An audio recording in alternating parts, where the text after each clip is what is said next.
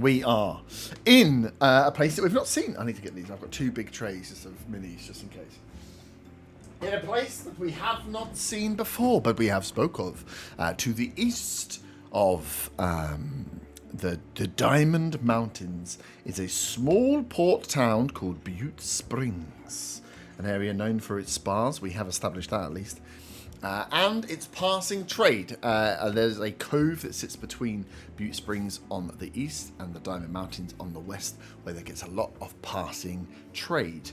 Merchant traders, pirate traders, all sorts of ruffians pass through Butte Springs, and it is a wonderful location, even though it is north of the country. The north of this country is not the bastard north.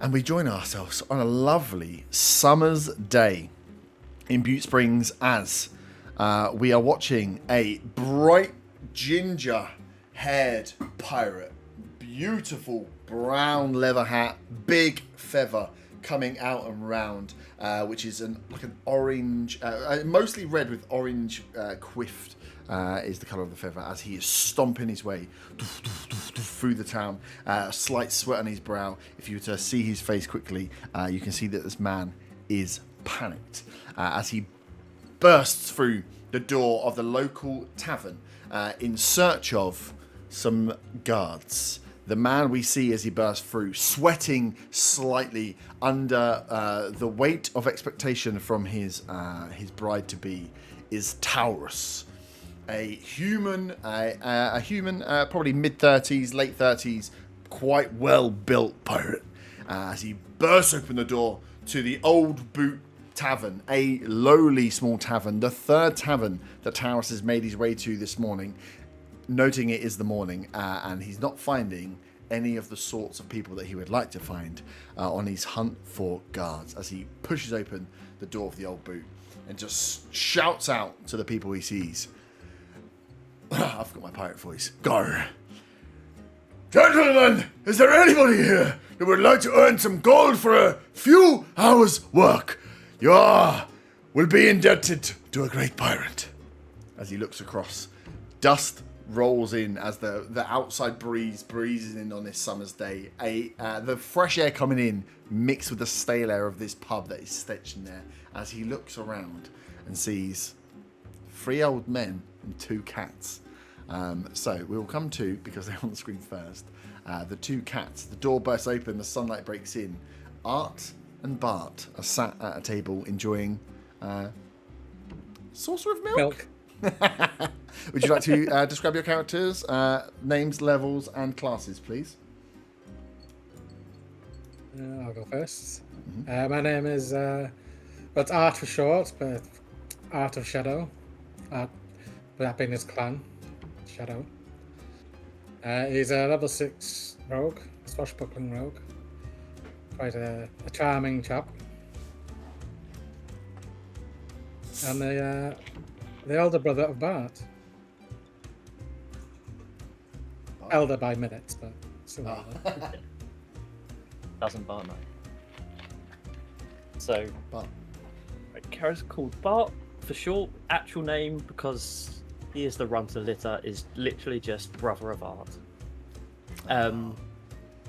He is a level 6 rogue soul knife, and unlike his brother, has absolutely no charisma at all, and is forever living in his brother's shadow.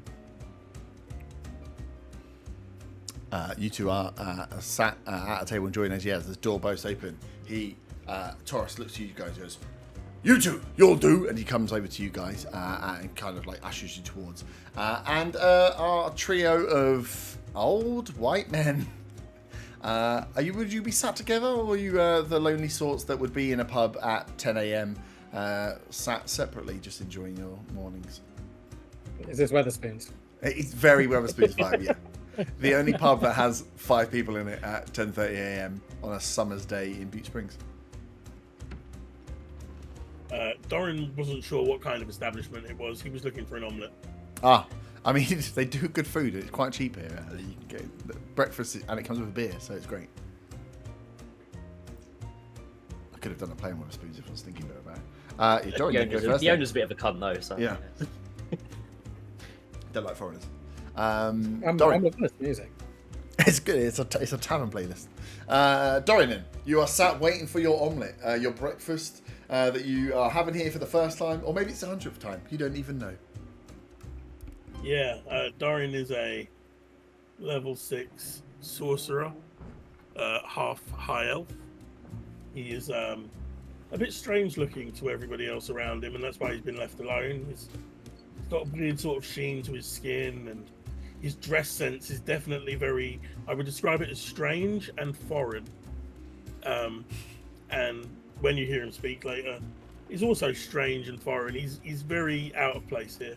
But yes, he's waiting on his omelette because he loves omelettes. It's about the only thing he remembers is that he really loves omelettes. It sounds like a stand-up geezer. Bergren or Frank? Who wants to toss up the game? I feel like Frank's got to go last. In my head, he's last. So Bergren is a dwarf, very elderly, a former retired mercenary. He is a barbarian by trade, and lives around the corner actually. So doesn't have any weapons or anything on him. Is just kind of wearing normal clothes, sipping a beer. Retirement isn't what it was made out to be. It's going to be Bergren's lucky day. Yeah, you know, extra money for the grandkids for a little present doesn't hurt anyone. Oh god, don't make me kill a granddad. Frank, such a good. Right. You can kill a great granddad as well if you want. Oh okay, yeah. Frank comes out of the toilet quite dramatically, trying to sort out his lower half as he's trying to do off his belt. He's got a bit of a belly on him, but yeah, he's Frank's a level 6 bard. Hasn't got much of a backstory. He's just a bit of a traveller. Travels from places to places. He is the ruiner of toilets, and he loves a good drink. Nice. Do you think this would be the first time you've been here, or you would have been here ruining this toilet before? It's the first time I've destroyed this toilet. Nice, cool. So the poor barman is unaware of what greets him later on when he goes to clean up that outhouse. It's not pretty. It's not. Nice. So actually, this is not a very large pub. This is a very small pub, and like I say, it's probably the second or third pub that Taurus has found himself in, looking for people. As he looks around to you all and says, "Come on then, lads!" and then slams down a bag of gold on the table. Who wants work for a couple of hours? I mean, can you give me time to go home and get my stuff? As long as it's close and you're willing to be a guard for the day, then go get it and come back. Oh, it's just around the corner. I'll be right back in diddly. I'll be back soon. And I sort of jig out the door looking for, oh, this might be fun sort of way. Nice. As he looks around, he's Don't like, leave without me. definitely might. Okay, that's 1, 2, 3. Going 4. for a couple of hours work, you say? Couple of hours work, 100 gold each. A couple of hours work. You all look like you've got some form of weapon. Yeah, he's a bard. Can you all handle yourself in? I don't know, just for checking some general duties. Can you pretend at least to be guards? Seems simple enough. It does You seem expecting simple trouble? Oh, no trouble. It's just a little extra protection. We've got a bit of festivities going on. It is my wedding day, and I have forgotten my one job, which was to ensure we had some additional guards for the festivities. But we're not expecting anything. We're a band of merry, merry pirates, and it's going to be a wonderful occasion. But my wife, she will murder me if I do not at least show with some guards. And I think if we stand the two of you tabaxi at the front, maybe hide the bard at the back, we might just get away with it. 100 gold, 2 hours work. What'd you say? Congratulations, sir. Will there be any fair maidens at this wedding? There may well be some fair maidens if you can handle a pirate lass, if you know what I mean. But no, you'll be working first, and then you can do the drinking, and the rum will come after. Once we are happily married, then you are free to do what you would like. Obviously, you have an invitation to the evening event. I turn to Bart and speak in thieves' cant, asking, "Fancy it?" Oh, just nod. I won't say anything back. Just nod. Good lad. Yeah, we're in. There we go. Now, you older gentlemen, yes, you've still got some life in you. Please tell me you've got some life in you. These accompanying these fine tabaxi folk, 2 hours work. You want to keep guard, maybe have a bit of purpose in your lives. You are sat in this pub after all. Looks to you, Frank, if you finally sorted your belt out. Yeah. Frank's finally sorted his belt out, and he looks at the guy and goes, with his hands on his hip and his cloak bellowing in the background, he'll go, "Yes, I could do with some extra coin, Yeah. as long as you got some spare ale and some rum as well." We've got rum, friend. But Yeah. you are here for guard, remember. If I ask you to sing, you can sing, but don't you start singing without any. I've seen your kind before, friend. Waiting for the dwarf to arrive. Looks at the man holding his knives and fork, waiting for an omelette. And hello, you, sir? Would you like some work? I think he's asleep. Dorian kind of looks oblivious. Yeah. He's very focused on the upcoming omelette. Okay, he's gonna get left behind then. There's a dwarf. 1, 2, 3. I need another. Any of you with this old gentleman here? Does he? I mean, he looks fit enough. I can get you food if you come with me, sir. With that, he sort of looks up and Oh, he's alive at least. brighten a bit, and he just stands up. Okay, we're just gonna take this. This will do. He takes his hat off, just like mops back all the sweat into his big Mick Hucknall bushy ginger hair. Fucking throws the hat back on. Right, 4. We've got 4. That'll have to do. Right. Let's get going. Come on, let's work. You'll get gold when we are happily married. Welcome to the life of a pirate, my friends. Let's go. And as he walks out the door, he gets like 2 steps out and goes, "Oh, fuck the dwarf." Looks left and right for Bergman. Bergram runs around the corner. He's kind of like on his tiptoes, like a big beaming smile on his face. Like, "Oh, you didn't forget me. Let's go, go, go." Well, at least he's enthusiastic. That's good. Right, let's walk and talk. Let's go, gentlemen. Right, and he just starts trotting off down. And you are like within Butte Springs. It's not a very big town. He starts walking you up to the northern coast, where there is a tavern that is it's like a tavern mixed just on the edge of the port. Has a few of its own docks. Sits right on the northern coast where there is this this like bowl of a port where the main city is. This is up and away, so you can walk there, easy enough to walk there, but it's definitely known for being somewhere that you wouldn't go unless you were invited. You don't really wander up there, and it's known as a little pirate's tavern. As Taurus explains to you that he is the bride of the day, that he is getting married today. He's bride to be. Oh, I've definitely whose name is Hera, Hei. Has sent them out. They are from rival pirate crews. Getting married today. He tells you a few little stories of how we met when she was a tough lady at lass, and I tried to plunder her ship once or twice, and she rebuffed me, but I got there in the end, gentlemen. And he goes on a few little stories about how they And met. now you want to plunder something else? Oh, don't you talk about my wife that way. I do not appreciate talk like that. It's very crude. Not to the bride on her wedding day. Anyway, I've got to do my job, get some cards for the wedding, but it all should be fine. There's just some simple jobs we need to do. Be a presence. We wouldn't normally trust our own crews, but they are pirates after all, and we just want to make sure there's going to be no unexpected guests or anything's going to go awry on my other half's wonderful day. Because if it does, I don't trust that to be living much longer, friends.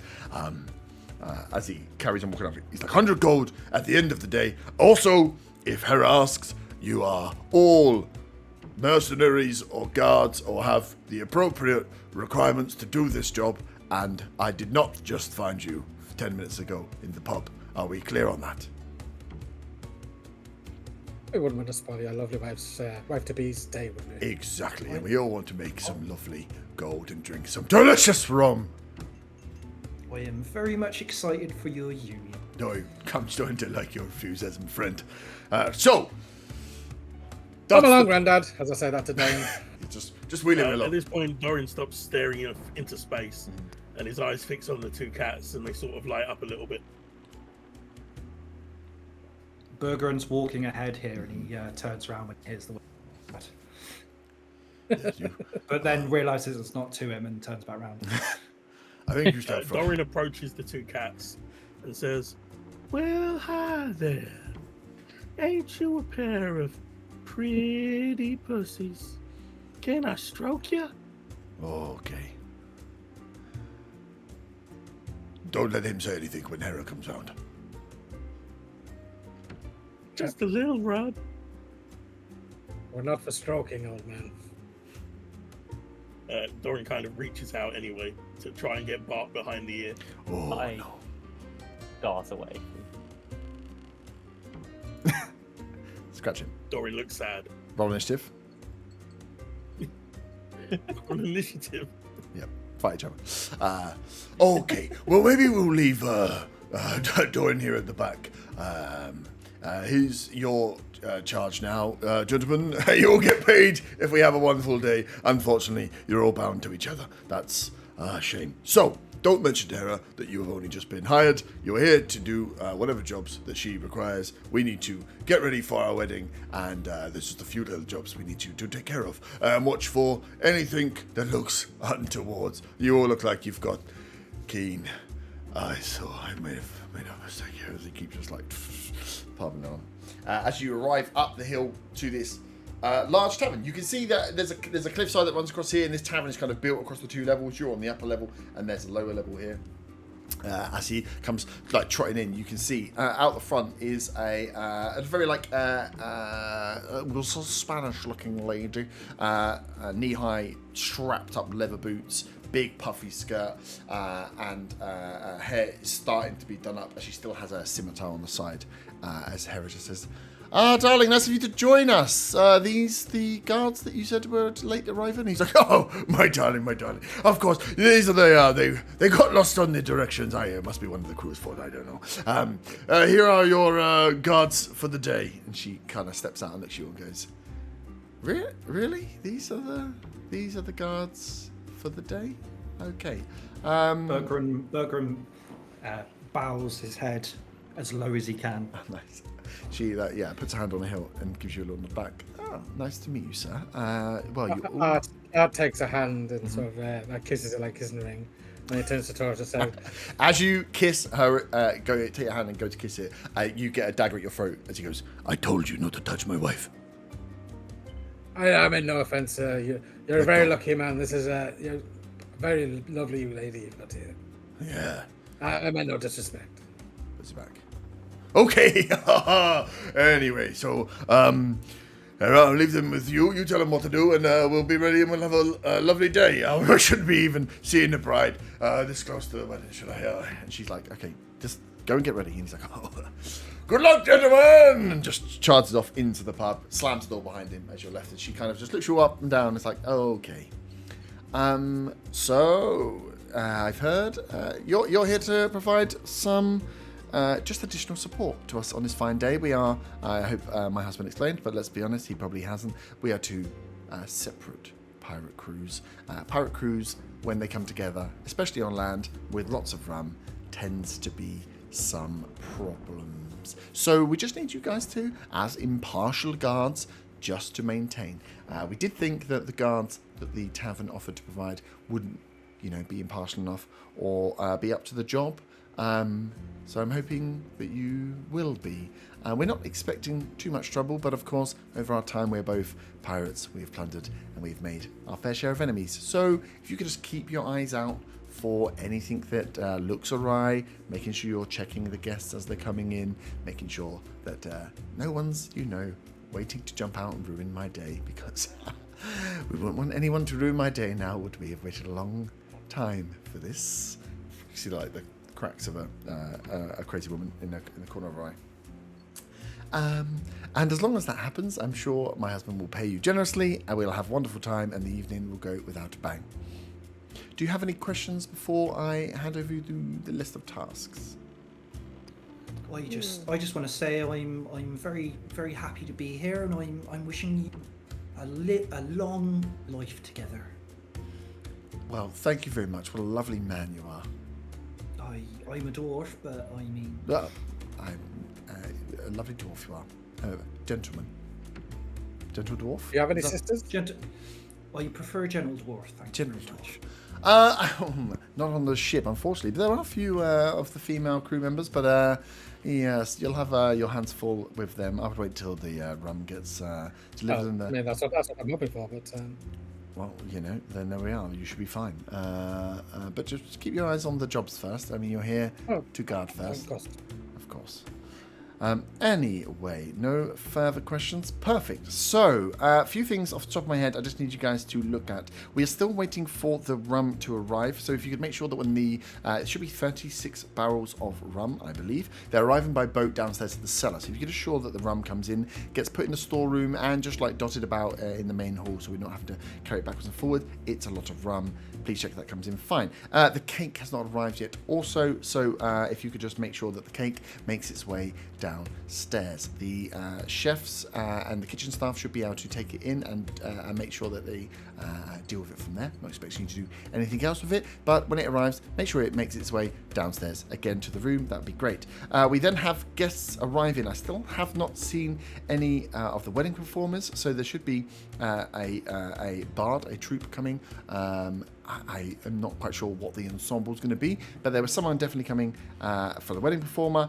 They will need to be let in and shown where to set up, and then we have guests arriving. If you could just check their tickets, everyone should have been sent and have the appropriate ticket to let them in. Anyone without a ticket, unfortunately, we will not let in unless, of course, we tell you otherwise. But yes. Check the tickets. Tickets are there. Let them in. Very simple job. And then once those things are done and set, we can just, if you can just mill around, just listen out for conversations. Make sure that the two groups are getting on, not having any problems. Myself and my husband will be, or my soon-to-be husband, will be getting ready for the next hour. So you will be on your own from there. Is there anything else you need bar that? You got that down? And she looks around like, no one's writing anything down. Dorian looks over to her and says, I think I was married once. A long time ago. Or maybe it was a dream. Okay. He's very good at what he does. He's just a bit, rough around the edges, as they say. Yes, I mean, senile would probably be. Oh, you mean maybe? Okay, well, make Have you sure seen he that doesn't. stick? Oh If you could my just god! Make sure he Look at doesn't that stick. pass out. Make sure he doesn't die or piss himself or something even worse. It's It's too not late Frank, you now have to worry about that. Okay. Does anyone have any questions? The more we talk, the more I lose confidence and the more stressed I'm getting. So, deliveries, cake, guests, band, general atmosphere, check around, make sure, nothing's going to ruin the day. Keep your eyes and ears about you. Don't start drinking until the ceremony is all done and we are husband and wife, and then we can worry about all of the rest of it after. Happy? Dorian thinks he heard something about welcoming guests, so he just walks off towards the entrance. Okay, one of you will have to keep charge of him because I don't want to have to kill him. Frank's already snuck off towards the delivery of rum. Okay, I can see you're getting about communication, not your number one skill. Okay, it's fine. It's fine. Taurus. Bergrin, how about you go with the old man? Me and my brother, we can go around checking the guests and everything. I think that's a wonderful idea. I'll keep him doing his job well. Just make sure he doesn't fall asleep. I mean, do you think he will? But this is such a lovely day of celebration. I mean, it is, but I can't contain my excitement. Okay, I'm leaving you now. If you need me, you won't be able to find me. Find one of the crews. You'll see many of them milling about. They can help if stuff's needed. Just try and be useful. As she turns and disappears back off. So you are... I turn to and again in Thieves' Cant, so nobody else can understand us, say, for fuck's sake, looks like it's just me and you, brother. I nod back. Yes, us. So, you have some jobs to do. It's just art. That's fine. Yeah, so Dorian went over towards the entrance. He's going to check people's tickets, Nice. apparently. So yeah, you have an hour until the ceremony. So yeah, you can step up and do whatever jobs. If some of you want to post up and wait for people to turn up and do it one at a time, then we can do it that way. But yeah, it's where do you want to go from here? You have been left. You can see there are already some of the different crew members starting to drink. There's a nice space up on the top where you're outside here. There is the main pathway up where the deliveries come, but everything will need to be taken downstairs, which is in via the main door of the tavern. As you go in and go downstairs, you can see that there is the main tavern area, and then through to the back is where they're in like a small. It's a much smaller room. There is where the ceremony is going to be held. There's a big main table at one end of the room, and then a few tables dotted about for the rest of the ceremony. And then that is separated. Those two rooms are separated by the alleyway and where the rum will be brought in. The delivery of rum. So you have multiple jobs to go around and do at different points. If you want to split up and do them, it's fine by me. Or you can all mill about and do the same thing. So who wants to go and where? So if Doran's going to wait by the front, wait for guests. So Frank's going to bring in the. Oh, go on. Mm-hmm. No, go on. So before, because Bergrunts is the only one that's of the other three that have really said anything. They're kind of like. Dorian creeps me out already, so I'm not going to do it with him. I'm going to do Psychic Whispers. I can choose up to 3 creatures. I roll D8, and I can talk telepathically with them, and they can talk back with me. Yep, nice. For a number of hours on the roll. And I rolled a 6, so for 6 Nice. hours. Yep. Bergeron and Art. And I guess Frank as well, but Dorian's really creeped me out, so I'm not going to... So that's the 3. I think after hearing that voice, we all know who's going to be dying first today, just to save all ourselves. Why even have a conversation? Pit stop Bergen. I think that's one of his backup character who sounds like Herbert the Pervert from Family Guy. It's like, oh yeah, because that's not going to happen though, is it? Let's be honest. It's not the world we live in where you just get to do what you want. That'd be so good. It would be. I'd be like, yeah, turn up for the campaign. We're playing on Wednesdays. No one else turns up. You And definitely don't. as a note for that, you can speak, as long as you're within a mile of me, you can speak to me. Yeah. Telepathically. Yeah, the thing, yeah, I suppose actually I can just zoom, there's no point that we can see, you've got rough, oh, does that work? So, this is like your site essentially. So this is the room at the back where everything's going to be going on. You've got deliveries that be brought in through here. Everything that needs to come in comes downstairs and makes its way through. Kitchen staff will operate out of these 2 rooms for the wedding. And then there's the upstairs if we need it, which is just, again, you're kind of on the coast waiting to come in. But that's your realm of areas that you need to go in and check, depending on where you want to go, what you want to do, and who wants to do what jobs where. But just so you have a rough idea, the room itself where the ceremony can take place is this one at the back. Yeah, only has this like one entrance really in, and the groom is the bride's getting ready in this back room back here. So this is where the fun's going to happen. But there's lots of movement around. There are 10 members of each crew, and then plus obviously the captains that are there. So there are 20 pirates at least here from the 2 crews, plus some other guests that are around, and other locals of Beauty Springs. So there's a fair few people milling around and starting to turn up for this big pirate event. I will go outside and sort of walk around the perimeter of the venue, checking for anything unusual. Yeah, cool. Yeah. So what would you be looking for? I'm gonna be mean for picking up stuff. Anything that looks out of place for a tavern, like any traps, possible traps, or stash spots for weapons or anything like that. That place somebody might fit in. Mm-hmm. Okay, nice. Yeah. So you can do a casing of the outside of the upstairs. Yeah. Yeah, just about the perimeter of the building, basically. Yeah. Okay, cool. Yeah, give me an investigation check.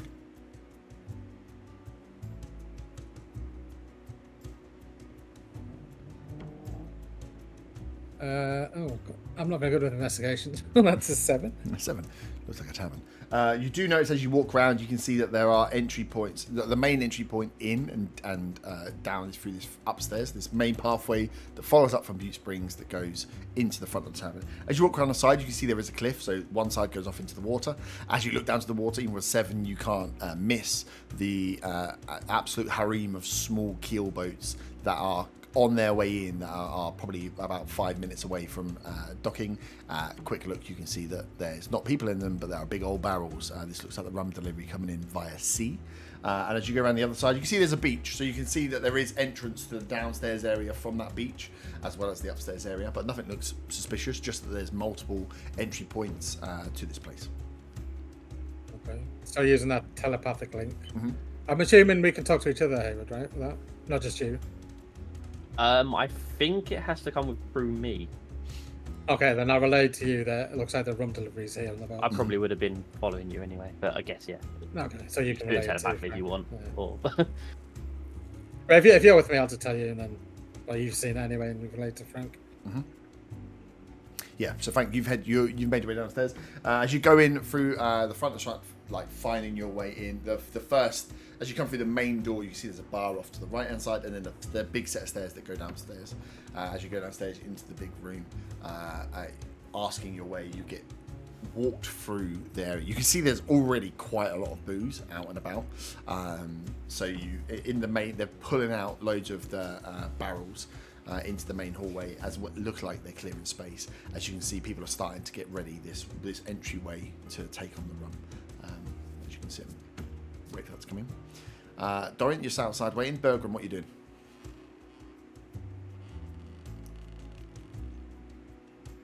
Dead? Looks like the other old man's asleep. I'm just going to start. I'm following kind of Dorian, but I'm looking to sort of stand near the entrance and wait for people. Yeah, nice. Okay. Kind of turn up with the early birds to turn up with their tickets. Bergeron has just realised that we weren't told what these tickets look like, but he's going to use his intuition and his years of experience to make an educated decision with his 8 intelligence. That's good. This is unusual for me to have a player controlled by a PC controlled by Dan. Use a brain, it's crazy. But yes, you are true. You don't know what they look like. Cool, so you can sit and wait. So we will have the 3 of you downstairs waiting for the delivery. Frank, is anything you want to do as you're watching some of the crew help move some bits around? So they're like, come on, give us a hand. As they're just clearing essentially a pathway so the barrels can come off a boat, be rolled down this long hallway. Some of them going into the main room, some of them going into the back storage room. Now Frank's going to empty his water flask onto the side of the dock. But he is going to hard graft, help him move the barrels up, take his turn, and then he'll wait towards the end when the last barrel's going into the back room before he starts filling up his own little flask and having a few tastes. But only after the hard work's done though. So like, it's just this like shortish, like fat man bard just rolling up, just sweating, flapping along the dock, and he's just like breathing heavy, and he's like, "Oh, this better be worth it." It reminds me of that. You see that video of like the supervisor, the man that's just running around for the rest of them, like pretending to help, just moving really quickly, like, but he's not actually touching or moving any barrels whatsoever. Like, fuck, that's only work, boys. It's like, have you actually lifted or rolled anything? Nice, but there's 36 barrels of rum to come in, so there's a lot. So we'll come back to you guys in there. First delivery upstairs. As Doran and Bergrim take position out front, you see a small donkey pulling a small cart with a couple of guys on front, one slightly older, one slightly younger, in whites. They look to be bakers as they are arriving with the cake. So these guys rock up with the donkey and kind of get it set up close to the entrance and kind of looking around for someone there. This cake is within a box. But the box is massive. It's probably the height, a little bit smaller than you, Bergrim, but it's like a 5-tier cake, this thing. As I look around like, anybody? We've got the cake. Where are we taking it? I do have to ask, do you have your ticket? No, we're not coming to the wedding. We're just delivering the cake for the pirate bride. I'm going to need you to take the lid off because I need to check that it's not booby trapped. You want to check that the box, the cake's not booby trapped? There is a cake inside the box. It could be Okay. an army of assassins or something. I mean, that's fine. We can open the box and definitely you can have a seat. You do know you've met the bride, right? She is. If anything happens to this cake, you can see he is like sweating with the fear on his face of what might happen if this cake gets ripped by her. But he sees this fear, and he decides he's gonna cast detect thoughts on the sweaty baker. He's gonna do it with subtle spell, one of his meta magic things, so that he doesn't have to do any verbal or somatic components to the spell. So he's just gonna stand there and try and figure out why this man's so sweaty and scared. Yep. So his initial thoughts are that there's a lot of anxiety and fear around this cake at surface level, as this is he's rode a 5-tier wedding cake on a donkey and car up a big hill to a pirate bride who has definitely threatened him as they were going through the process and probably haggled him quite hard on cost of it. So for him, this is like, I just need to get this delivered and I live to see another day. So he is sweaty with just like, please, can you just take it off my hands so I don't have to deal with it? Give me a wisdom saving throw, please, Baker. The common. I mean, he rolled a 16. Meets it, beats it. He is a Baker is.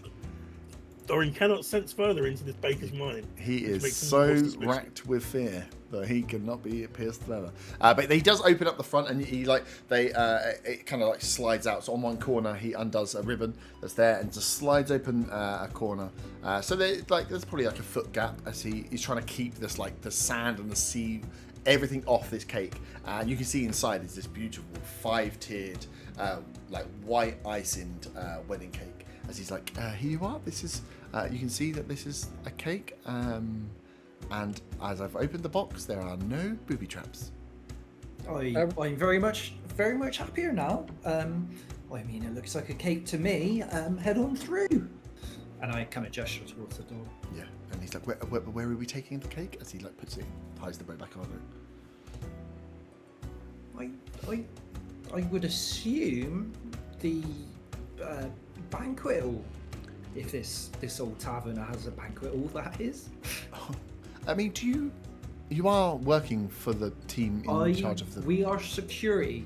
We Okay. stand at the door and we make sure people that need to get in.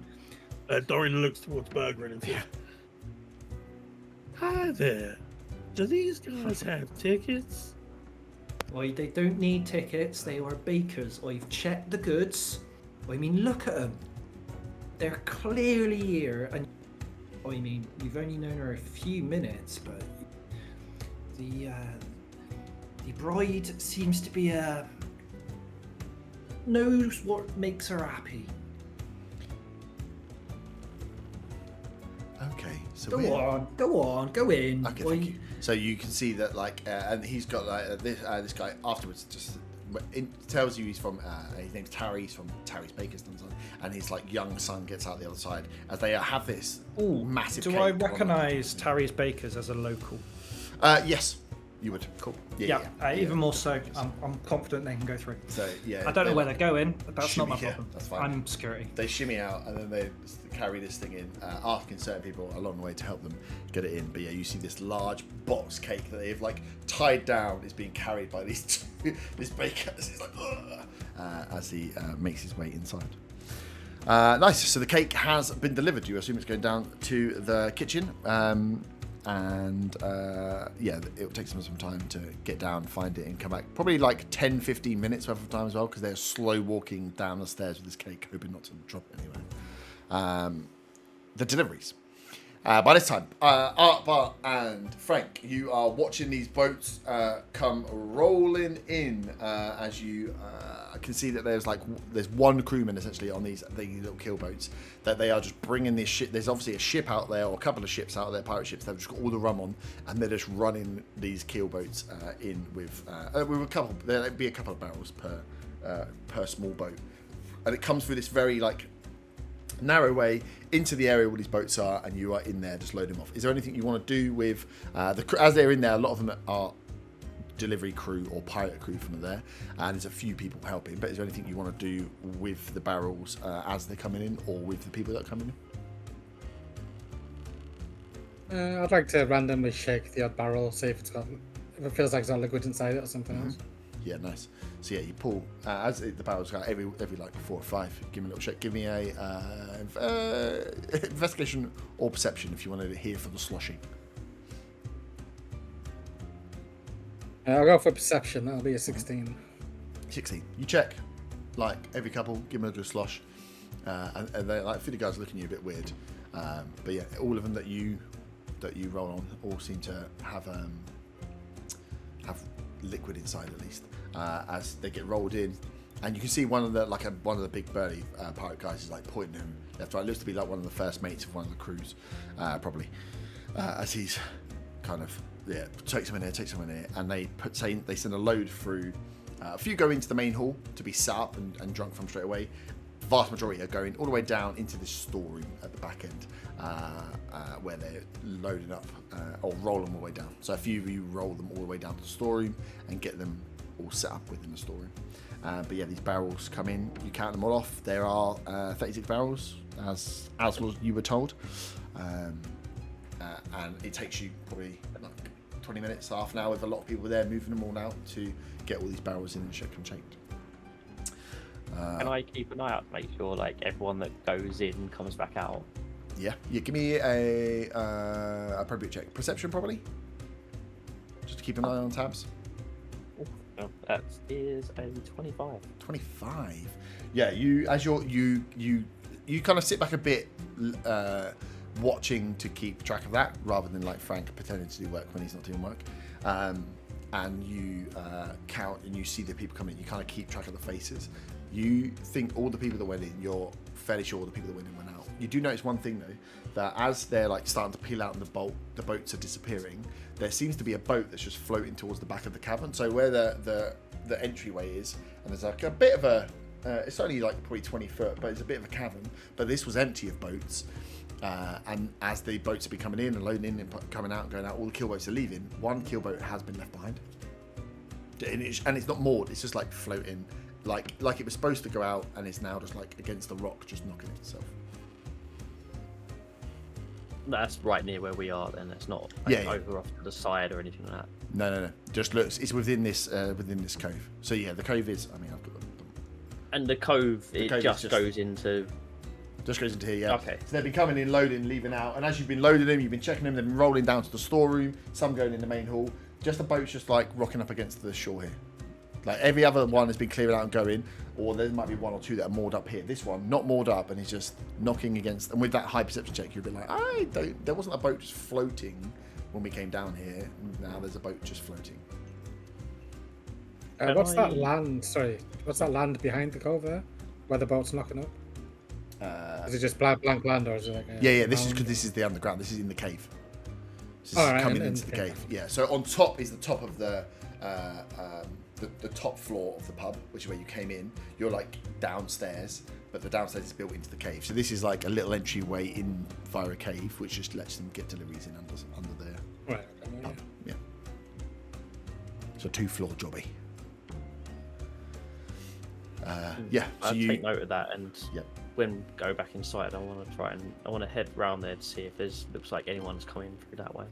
Mm-hmm. Okay, cool. Yeah, so you can have a little investigation run. So yeah, you notice there's a boat rocking out there. You get the 36 barrels of rums in. Frank, you go through. There's a lot that have been set up in the main room, but you know that a lot of these barrels went back to the storeroom. So you kind of, with the last few barrels, help them roll the last one into the storeroom, and you can see there's 20, 25 of these new barrels that have just come set up in this storeroom. But there's a few other barrels around there as well. in this room. As like the last guys kind of leave you in there, you are in this storeroom full of booze. So, because he's been left on his own, he is going to open the last barrel of rum. Yep. Give it a good old sniff. Yep. Saliva at it, and then is there like a ladle in there that you can just start drinking straight from the barrel? No, you're gonna have to get your hands Damn in it. there, you dirty fucking filthy So- bastard. So like when he takes, is it like a big old lid? Just a big old, yeah. You can just like. Oh, he fucked that. He's putting his face straight in. Yeah. Face straight in. It's going to be covered in rum. Nice. He's going to just slurp it up, drink it up as much as he can, Yep. and he's going to put his water skin in after, fill it up, pop it on, and then he's going to put the lid back on, and then he's going to start walking to catch up to everyone else. Okay, cool. But he absolutely reeks Yeah. of rum. Yeah, and you're definitely. I hope he washed his hands. Maybe not. That's gonna be the first one that gets opened as well, you filthy bastard. Nice. So yeah, you dip your head in. You are now have slick back hair with the light stickiness of rum, which is, we all know, very disgusting when when just on skin. Yummy. And you come back to catch up. As you catch up with Art and Bart, so I would say, Bart, as you come out, you're like, something's going on with that boat. And you're coming out to kind of look in, see who's milling around, see if there's any faces that you've lost sight of. Look back into like the kitchen area and some of the guys are there. As Frank kind of waddles up, and you, before he gets you, this is a narrow corridor in an underground area. There's no fresh air real getting in here. As he comes up to you, you just get hit with a stench of rum, like spiced rum, just straight blown in your face. Bloody hell, Frank. You've been drinking already? No. What makes you say that? I mean, But your hair's all slicked back greasy. You stink Oh. of rum. I just put it on my face because it makes my face look good and sticky, and it keeps the hair back from falling in my face, so I can do a good security job. Right. As he opens his flask of rum and downs some and puts it back on and hooks it back to his belt. I mean, you do realise what we're supposed to be doing here, right? I said I was going to drink rum. And Frank just plops off into just goes off to somewhere else. I'm not even sure where he's going to go. Yeah. He's just carry on walking down the corridor. Nice. Frank goes on. Oh, you guys really want to die later. Cool. As we cut back upstairs, Dorin and Belgrim haven't fallen asleep yet. The sun is getting warm now. In this mid-morning, it's going to be a beautiful day. As you start to see a few different people coming up the pathway before you, or I need to for my own. I should mention that at this point, Bergeron is using his great axe to partially shield himself from the sun on his face. Yep. Dorin notices this big old axe and wonders why this small old man has a big old axe, and instinctively casts mage armor with a charge from his staff. Nice. You're well protected from not the sun. No, I'm protected from the small man with a big axe. As you two are staring at each other, you start to see these guests come up in different groups. So the first group is a couple of people. As they come up towards you, you can see that they've clearly already been in some pub somewhere having a drink. As they come up, very well dressed.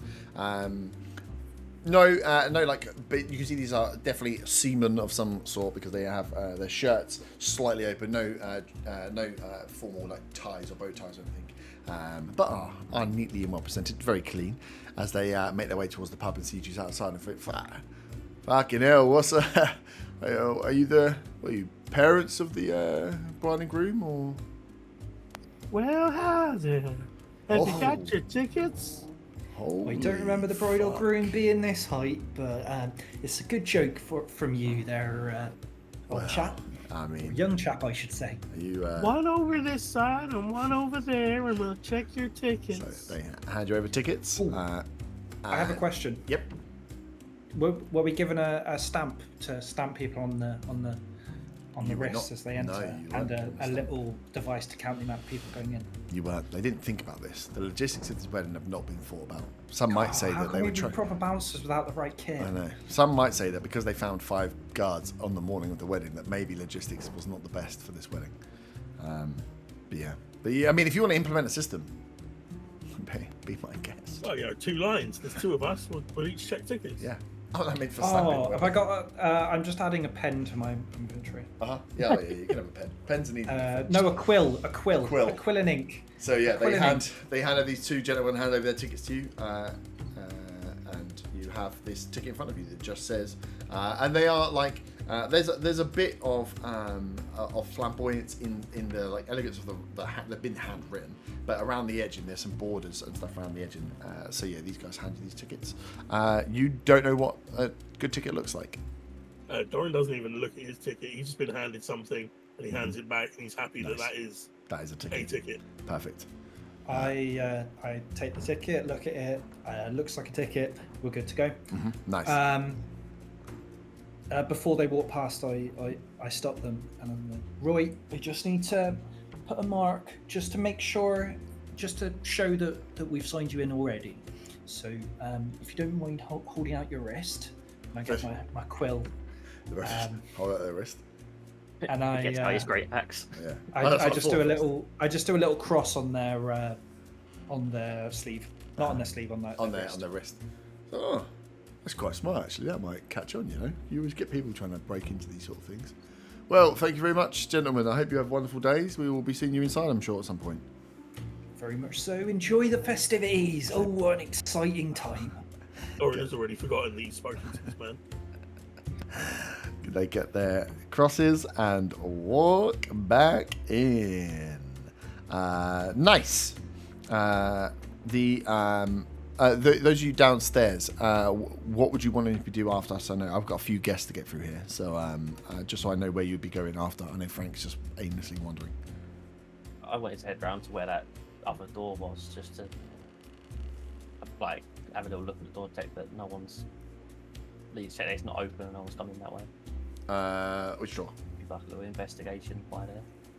The door. So The door that was across the way near where the boat was, like to the cave bit. Oh yeah, okay, yeah. You can see some barrels were taken in there. So that top room is where the actual wedding is going to happen. Yeah. So some barrels went in there. That's where the wedding's happening. You then had the storeroom, which was straight on, and then to the right or to the bottom of the map, as you were looking at it, is where like the kitchen area is and where they're like making up. That's where the cake would have been delivered. So from this entryway in, they either went into the ceremony room, they either went into the storeroom, or they went into the like kitchen downstairs bar area. Oh wait, didn't you say there was another like side door bit where that boat was just banging against the land, or was there not? There? No, there's one. wasn't. That is Okay. one way. That's just one way in by the water, and then you guys Right, kind of okay. just jumped off. Yeah. Some of the stuff on the map doesn't necessarily exist. But yeah. Okay. So yeah, this is where you guys were checking the Yeah. information. This is where they would have. Anyone that come off the boat has to come in this way. That's Okay. where the ceremony's happening. This is the kitchen, and this is the storeroom. Yeah. All right. So they So what's that on the left, Herb? what, all the way over there. No, the bit further down. That. That, yeah. That's only accessible from upstairs. That's mental because it's actually like a right. fucking giant nest. But yeah, there's no doors for that bit there. Okay. Yeah, that's what. That's what. Oh, that's what I was okay. thinking. So with a right, little bit of no. land there that went to that. No, Okay, there's no, no. yeah. That is accessible from the top. It's just a downstairs piece. But for purposes of what they've got here, there's no doors that burrow through to them. You can be. I'm not hiding anything in that one. But yeah, so you just seen the door. That's where the boats have come in. There's one boat that just was left, and then yeah, you've seen barrels go in here, and you've walked barrels in here. Frank went in there and took a drink from the last lot, and then the kitchen is this sort of area. So it's not. There's not a lot of space for him to go. Can I check to see if there's anything sort of floating or visible in the water? Yeah. Other than the boat. Other than boats? Anything that might be just on the surface or whatever? Just Frank's breakfast. Yeah. Yeah, as I was saying. Yeah, you can if you want. Roll investigation. If you want to look at what's on the water. Investigation or perception? Perception. Good. 15. Water doesn't seem to have had anything left behind on it, so no like oil slicks or spilt rum or anything that's sat on there. As all the boats are cleared out now, you can see there are 2 or 3 boats that are tied up down here. This one boat that is just rocking and kind of banging now against the edge. The rest of this marina, as you look at it, is just clear. It's dark in here, for sure, and the water's a little bit calmer, but it's like a cave, so you get the waves that will rush in and splash up and rush in and splash up, but yeah, on the actual water itself, there's nothing that you can see. Is there anybody in the boats themselves at the minute? No. Can I No, go around and use my dagger to put a small notch on each of the boats, just so I know they're the same boats that have been coming back and forth? Yeah, I thought you meant you were going to sink them. I was like, That's what I can thought. you? Can I just go and sink all these little dinghies? Yeah. It's like a Yep. very small nit. I know what I'm looking for, but it shouldn't be obvious to anyone else. Yeah. Yeah, so you can reach the 3 that are tied up. The one that is out, you can't quite reach. Yeah. But yeah, there are 3 that are there. You definitely can. Yep. Cool. Nice. So another 4 guests start making their way up the pathway towards the senior Chuckle Brothers. This is looks like 2 sets of couples as they come up with their tickets, as they're like, oh, it's such a lovely day. These one bit more. These look to be less seafaring folk at close look, more land dwellers, probably Butte Springs business owners of some sort or merchants. They look well dressed because it's a wedding, obviously, but they don't give you the air of pirates. More reputable businessmen from the Butte Springs. As yes, 2 couples make their way up to you both here and says, Yeah, Doran will usher one of the couples over and ask for their tickets. Nice. And then, having seen what Bergman's done with his quill and thinking, that looks fun, he will cast prestidigitation to leave a small mark on each of the wrists of the people he passes through. Yep. And it won't be a cross, it will be a happy hardcore smiley face. Nice. As you do that, they're like, oh, this is very fancy. They've gone all out with this magic. Of course, he's forgotten to actually ask for the tickets while he's doing it. Of course, they would have offer them out as you got there anyway. But yeah, they've got their stamps and they're making their way in. The other couple come to you, Bergman. As you hear this commotion from the other side, they're like, "Oh my god!" As you get a look across, as there is this happy hardcore smiley face on their wrists. I see you've taken some inspiration. I'll tell you what, should we divide up roles? No, forget that. I take their tickets. Nice. Check tickets. Or you just take so they look the same as the tickets from before. Give me a investigation check. Oh, good. Is it like papers, please? That's a 3. Exactly like papers, please. Yeah, they look exactly like the ones before. Perfect. Well, thank you very much for that. I hope you enjoy this glorious day. They're like, and then aren't you charming? Thank you. I go to pick up my quill, and then after saying this, I look over. Would you be able to stamp these fine folk in, please, Doran? He will again cast prestidigitation and do the happy hardcore smiley faces. At this point, he has forgotten all about the tickets and now thinks his job is simply putting the mark on people's wrists. That's perfect. That's absolute perfection. And with my passive perception of 8 or something, I don't think I'm going to miss this. No. You guys are having a great day. This is, I mean, you're going to get paid 100 gold to just like stamp the tickets on the way in. I'm in a great mood. Oh yeah, Great mood. Time of your life. I don't know if it was made clear. Having a really good time. Nice. Frank, aimlessly walking about trying to dodge any work and not be useful, you find yourself in front of the big towering cake. You see these giant boxes in there, and you see a load of then catering staff and chefs moving about and cooking. As you kind of wander your way into the other bar to dodge Art and Bart, and then find yourself up front with like the catering staff moving around as they're like, Are you being useful here today, or you get out of the way? What's your job? Are you drinking? Do you wanna? You smell like you've been drinking, and that means the guests are not supposed to be here. Upstairs, please. Get out of this room if you're not supposed to be here. As you can see, they're just like rushing about. I take what he says literally, and I will wander my way upstairs, and I will start to like mingle my way through the guests. Yep. Is there any type of like any like live music or anything going on at the moment? No, not at the moment. No. So I'm gonna pull out my my lute as I'm mingling, watching the guests, and I'm just gonna play some she shanties Yep. through the crowd. Nice. You Is stink this like? of rum. Are you going to run into the issue where you're like throwing gang signs and you don't realise? Doesn't get killed by the groom before it even starts. Give me a performance check. Oh, performance. Do you know any of the traditional songs of the kobold people from Dragon? Just say that. I got a natural one. What? Natural one. It's kind of perfect. You did drink a lot of rum. Nice. You are walking through the guests, smelling like rum, playing your lute or your instrument badly, and singing sea shanties that no one's heard of before. As you start to get some looks, I think one of the it didn't take long before another human, bald-headed, big ginger beard guy grabs you, and this is known. This guy's known as Redbeard, which is a great ChatGPT name. As he looks at you and goes, "Where the fuck? How did you fucking get in here? Are you supposed to be working? You absolutely reek. Get the fuck!" And he just like walks you through, like, "Sorry, people, get out of the way!" And he just like a child grabs you by the collar and just drags you through, pushes you out the front as you land, essentially outside in the front next to Doran and Bergrim. Doran will look at him, get thrown out, and once Redbeard has turned around, he will ask Frank if he's got his ticket. Frank will be like, "I don't need a ticket. I'm here working with you."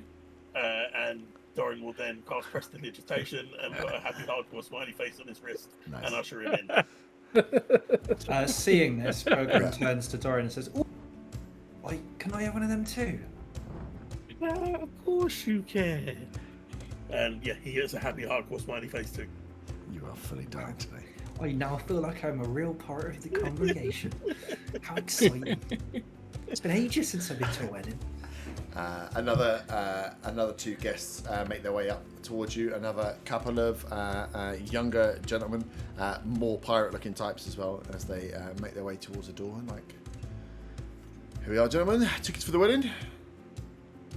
Doran will prestidigitation and stamp the rest of his one. Yes, thank you very much. Have a nice day. Can I please Catches get your your voice. ticket? Yep, get the one from the other guy. Does it look like a ticket? Give me an investigation check. It looks like a ticket, but Does it look the same as the other tickets? That's what I should be asking. yeah. 11. 11. It looks the same. I mean, there's some little differences to the one before, but then you can't like the Or I don't know names the different. 11. Yeah, like the name's different. Like some of the wording maybe looks a bit different, but then you like You can attribute that to being handwritten, surely. yeah. Oh, you will. Thank you very much. And I gesture towards Doran. Doran? And Doran does the thing. Nice. So you get their stamps. They follow in behind. Frank, you hear him as they're walking, going, "They've opened the rum already. Fuck, it stinks." They're walking behind Frank. Nice. Downstairs. Anything you guys want to do in terms of checking out facilities? Any areas you would like to get into? Is there a litter box nearby? No. You're not actual cats. You're humanoid cats. You don't shit on the floor. Don't make me mad. I mean, They might want to bury it afterwards as well. mhm. They're not dirty fuckers like Frank. Yeah, well, yeah, true. I think we'll start making our way back upstairs. Yeah. Start, making your way, and on the top floor is where, like, as you come through, you'll come through the kitchen area again, like thing did. So you can see that the cake's been delivered. You assume the cake's been delivered.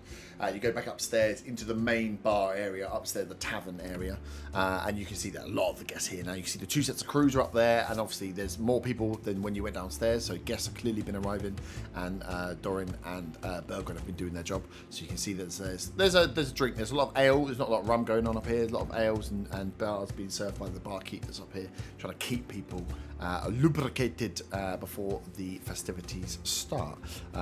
You've probably had like half an hour going on 45 minutes, so you've probably got about half an hour to go before the ceremony starts and people are starting to get merry. You hear a few voices get raised here and there, and you can hear as the drinks happening, a few of them are getting a bit more rowdy within this main area. So there's a big group of people. Can I ask the barman if he's noticed anything, any tensions, anybody looking suspicious? Yeah.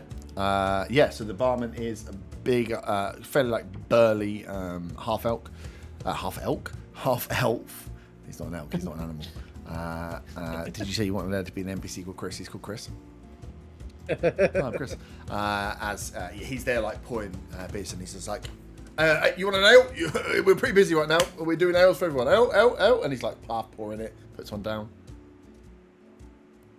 I'll take that. No, I work in security. Just wondering if you've seen anything out there suspicious. Anybody getting a bit rowdy? Any tensions? Give me a persuasion. This is for more him. How much he gives you in terms of him being busy and trying to like juggle chatting and. 18. 18, nice. He's like, and you can see he's pouring. He's one of those where he's got like the like German steins. He's like pouring a beer, and then once he's got 3 cups in his hands, he can just like have a bit of a word with you. As he without looking knows exactly when to flick the cup onto the next one. Like 3 or 4 in one hand, 3 or 4 in the other hand. So he relaxes a bit whilst he's just pouring the ales out, which is good.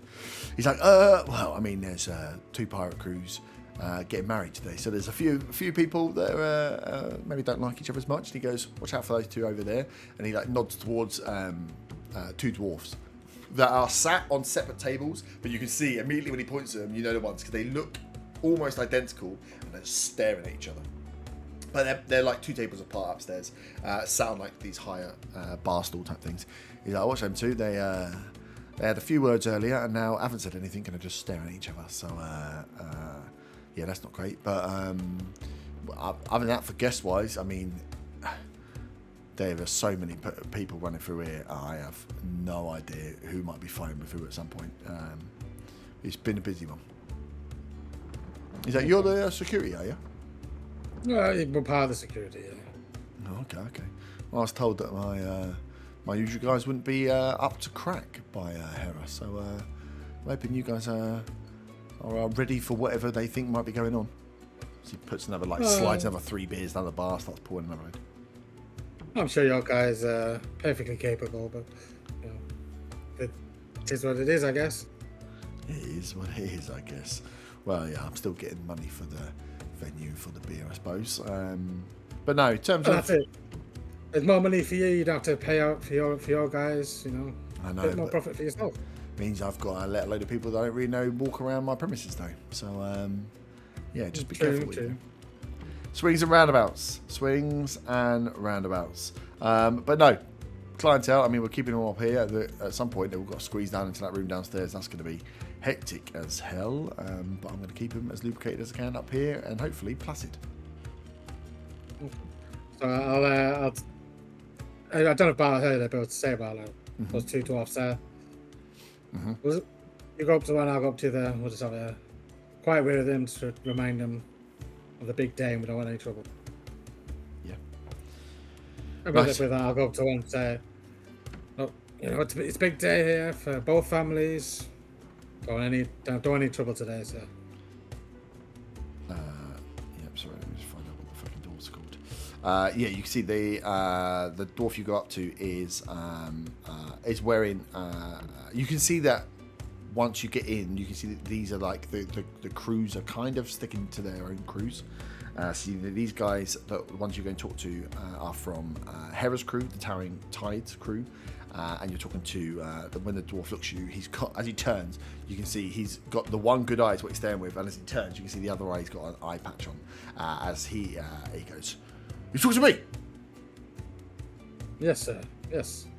I'm just part of the security here. Just going around reminding people of the big day. I know there's a bit tensions between you all. Just remember whose day it is. You don't need to talk to me. You need to talk to that fucking idiot over there. Because he don't staring worry, at me. Don't worry, we were talking to him as well. So if you don't stop staring at me, then we're going to have to start something. As I'm going around, like all the different guests, are all the guests wearing anything specific to distinguish which crew they're with? You can see, you can see in the vast majority of the two, there's 20 odd people in here that are half wearing one thing, half wearing the other. You can see as you look at what he's wearing, there's more, mainly black with some like aqua kind of colours laid in certain places. Some of the roughs and frivels of their outfits, which are the towering tides. And you can see as you look over to where he's pointing and where Bart is going over to check on the other guy, these guys are wearing slightly lighter colours. There's a bit more browns going in there, and then there's big streaks of orange in there, which would indicate they are from a slightly different crew. The Taurus's ship is called the Sea Tiger, so they are the Sea Tigers. So yeah, you can see across those two groups that there's two big groups there. There are other people dotted about. You can see obviously there's some of the merchants that have come in. There's a few people that are dressed in different ways, but you can easily earmark out who are crew, or who are dressed as crew at least, and who are not dressed as crew if you want to split your investigations that way. So yeah, Bart, you go up and you can see the other dwarf that is sat there is giggling and laughing as he's just staring at his brother. As he's like, "Look at that stupid one-eyed fuck! Don't stop looking at me. He's gonna start something. He's gonna get us all in trouble." I'll stand like directly in the way of where he's looking. Put my hands down on the table. Don't cause trouble. I can see you two look at each other. Yeah. Don't cause trouble. He looks at you and then like looks up, puts his finger in your chest and goes, "And who the fuck do you think you are?" I am part of the security. Oh, Trying to keep the peace here. Easy way to keep the peace. Keep that fuckhead away from me. Did you say they were brothers? Yeah. You can looking at them, you can see they look. I mean, they're dwarfs, but they look almost identical. Nice. Yeah. What's the situation at the door? Situation at the door. You hear coming up the road the sound of a lute as someone you can hear a young female voice kind of just practicing a few chords, warming up slightly, and it kind of travels with the wind, and maybe this person isn't necessarily aware that they can be heard. As arriving at the door on their lonesome is a young elven woman who introduces herself as Selena Morgan, and she is the wedding performer for the day. What a wonderful... Well, hi there, pretty lady. Oh. Have you got a ticket? I believe that is wonderful music. Thank you very much. I don't have a ticket, but I am here to perform. I've been hired to provide some calming tunes to try and keep the attentions down. Dorian at this point has remembered that people need tickets, Mm-hmm. and he says, "Well, I'm afraid it's no ticket, no entry." Now. Hold right there. Stay here. I'm just gonna go check with the organisers. Yep. To make sure that you are. What did you say your name was again? Selena Morgan. Thank you very much. I probably won't remember that, but I'll try my best. Mm-hmm. And I headed inside to look for for the bride. I'm not going to look Yep. for the groom because I don't think he's got anything to do with this. Yeah, nice. So yeah, you go. While he's looking, Yep. Dorian will forget that he's already asked for a ticket and ask the young lady again for her ticket. She'll be like, no, your companion's just gone. I don't think I need a ticket to come in, because I'm part of the wedding entertainment. Does that make sense? Sorry, pretty lady, but I was told no ticket, no entry. If you won't leave, I'll have to make you. But then, if you were told, but were you told that about guests or about entertainment? Dorian looks confused. He thinks about it for maybe 10 seconds and then asks for her ticket again. Okay. Is there somebody else I can talk to? In this 30 seconds of time where they've been thinking, have I managed to find anyone? As you're looking through, you've just gone into the same room that Art and Bart are in, where there's just 25, 30 people in here now, and it is raucous as you're looking about trying to find. You up here, you won't find. Or down there, because I'm short. Or yeah, even worse, you're just walking into bull height of little people. Would I have heard her singing as she came up? Not from inside here, no. Yeah, I don't think so. No, you're like in a bar, which is a small. All you're hearing is the shouts and screams of people just drinking. So yeah, it's noisy in here. Right. I'm gonna tap my warhammer loudly on the floor with like the blunt end to try and get some quiet to find out. Oh my god! I mean, that is going to be a ridiculous roll. I mean, are you going to damage the floor? No, not intentionally. Intentionally. Just tapping.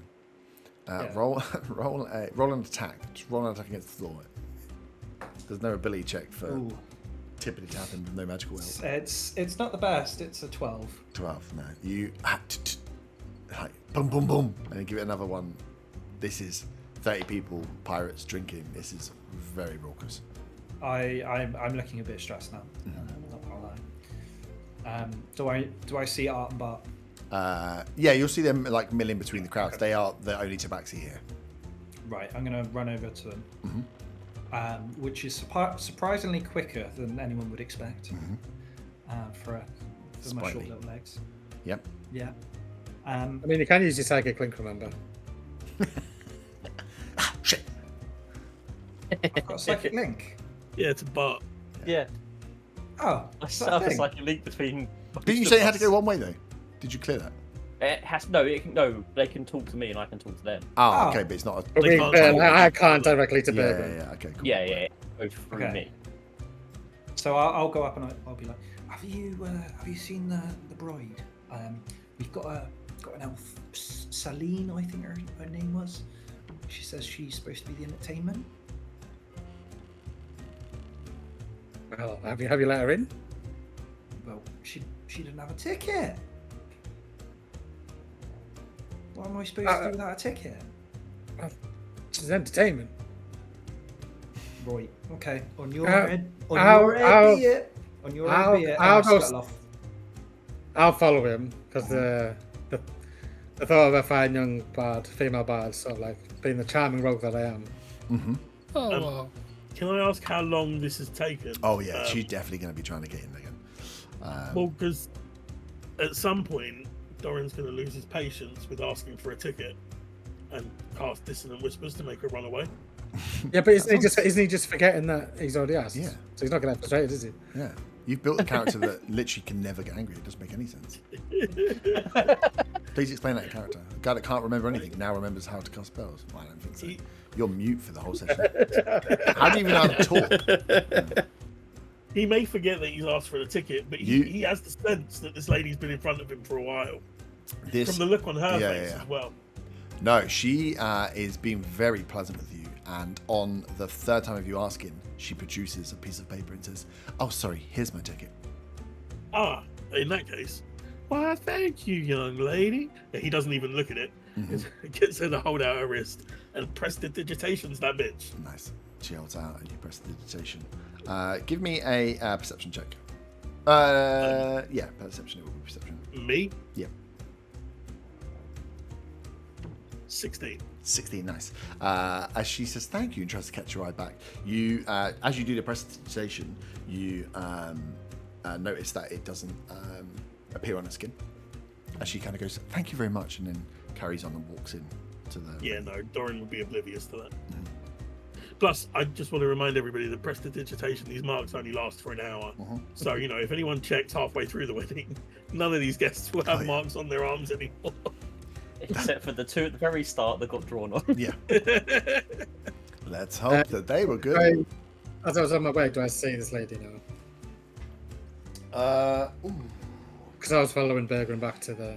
No, I don't think so. I think with the time, the way that time would have worked out and the way he went in and took you out, it's like ships passing. So she will pass in... No, I don't think you would.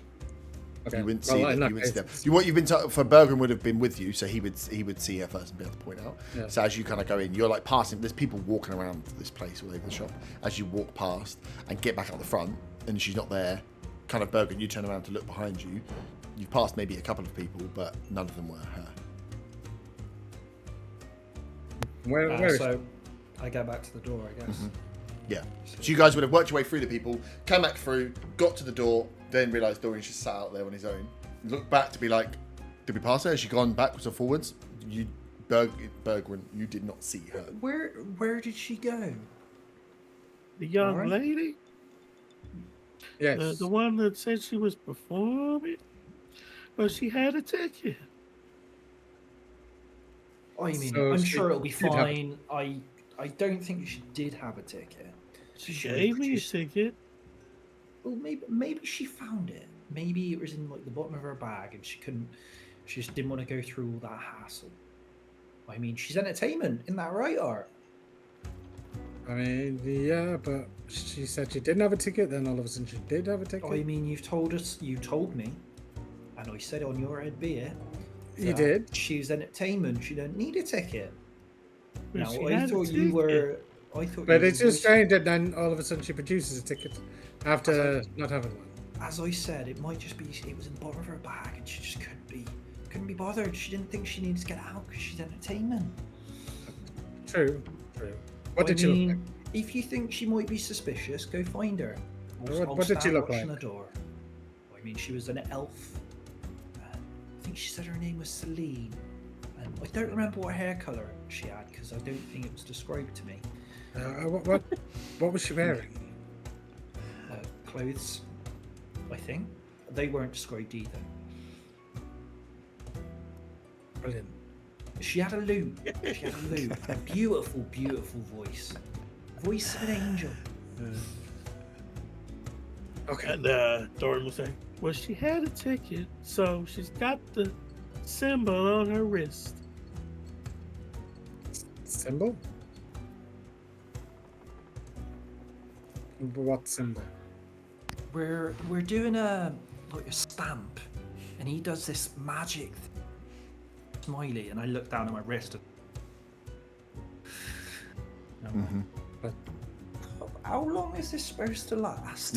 It's not been an hour yet, but it's, yeah. Well, I thought you could only cast it. You could only cast it like have it 3 times or something. Or is that not? No, I don't think it's a cantrip, right? It's not thaumaturgy. Okay. No. Yeah, no. Okay. I look down and I show him. We're making sure that people have had their tickets checked, are able to come in and out. Maybe they want to go, I don't know, vomit somewhere. That's something that happens at weddings. Or maybe they want a bit of hanky panky in the bushes. that's actually quite smart.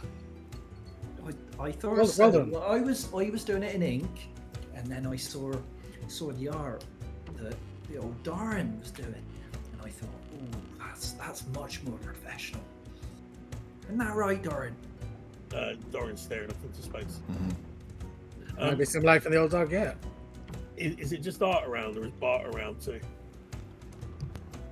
I would have stayed near the bar just looking at those 2 dwarves. Just bouncing eyes from one to the other. I'll go and see if I can find this elf. Cool. And I wander off Nice. looking for her. Yep. You go back down inside, looking. So yeah, you can follow you can retrace your steps back. So you've got essentially you've got very limited spaces. So downstairs you've got the area that's not being used, like the kitchenette area, where you have to pass through the ceremony room, and then upstairs you've got the big bar. So that's where you want to go. So essentially upstairs, downstairs. Well, not the bar. I've been in the bar, so I'll go downstairs. Yeah. Cool.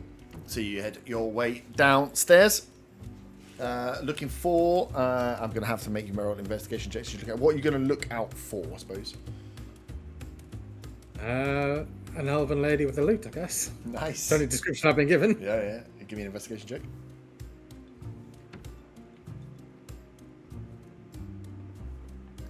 13.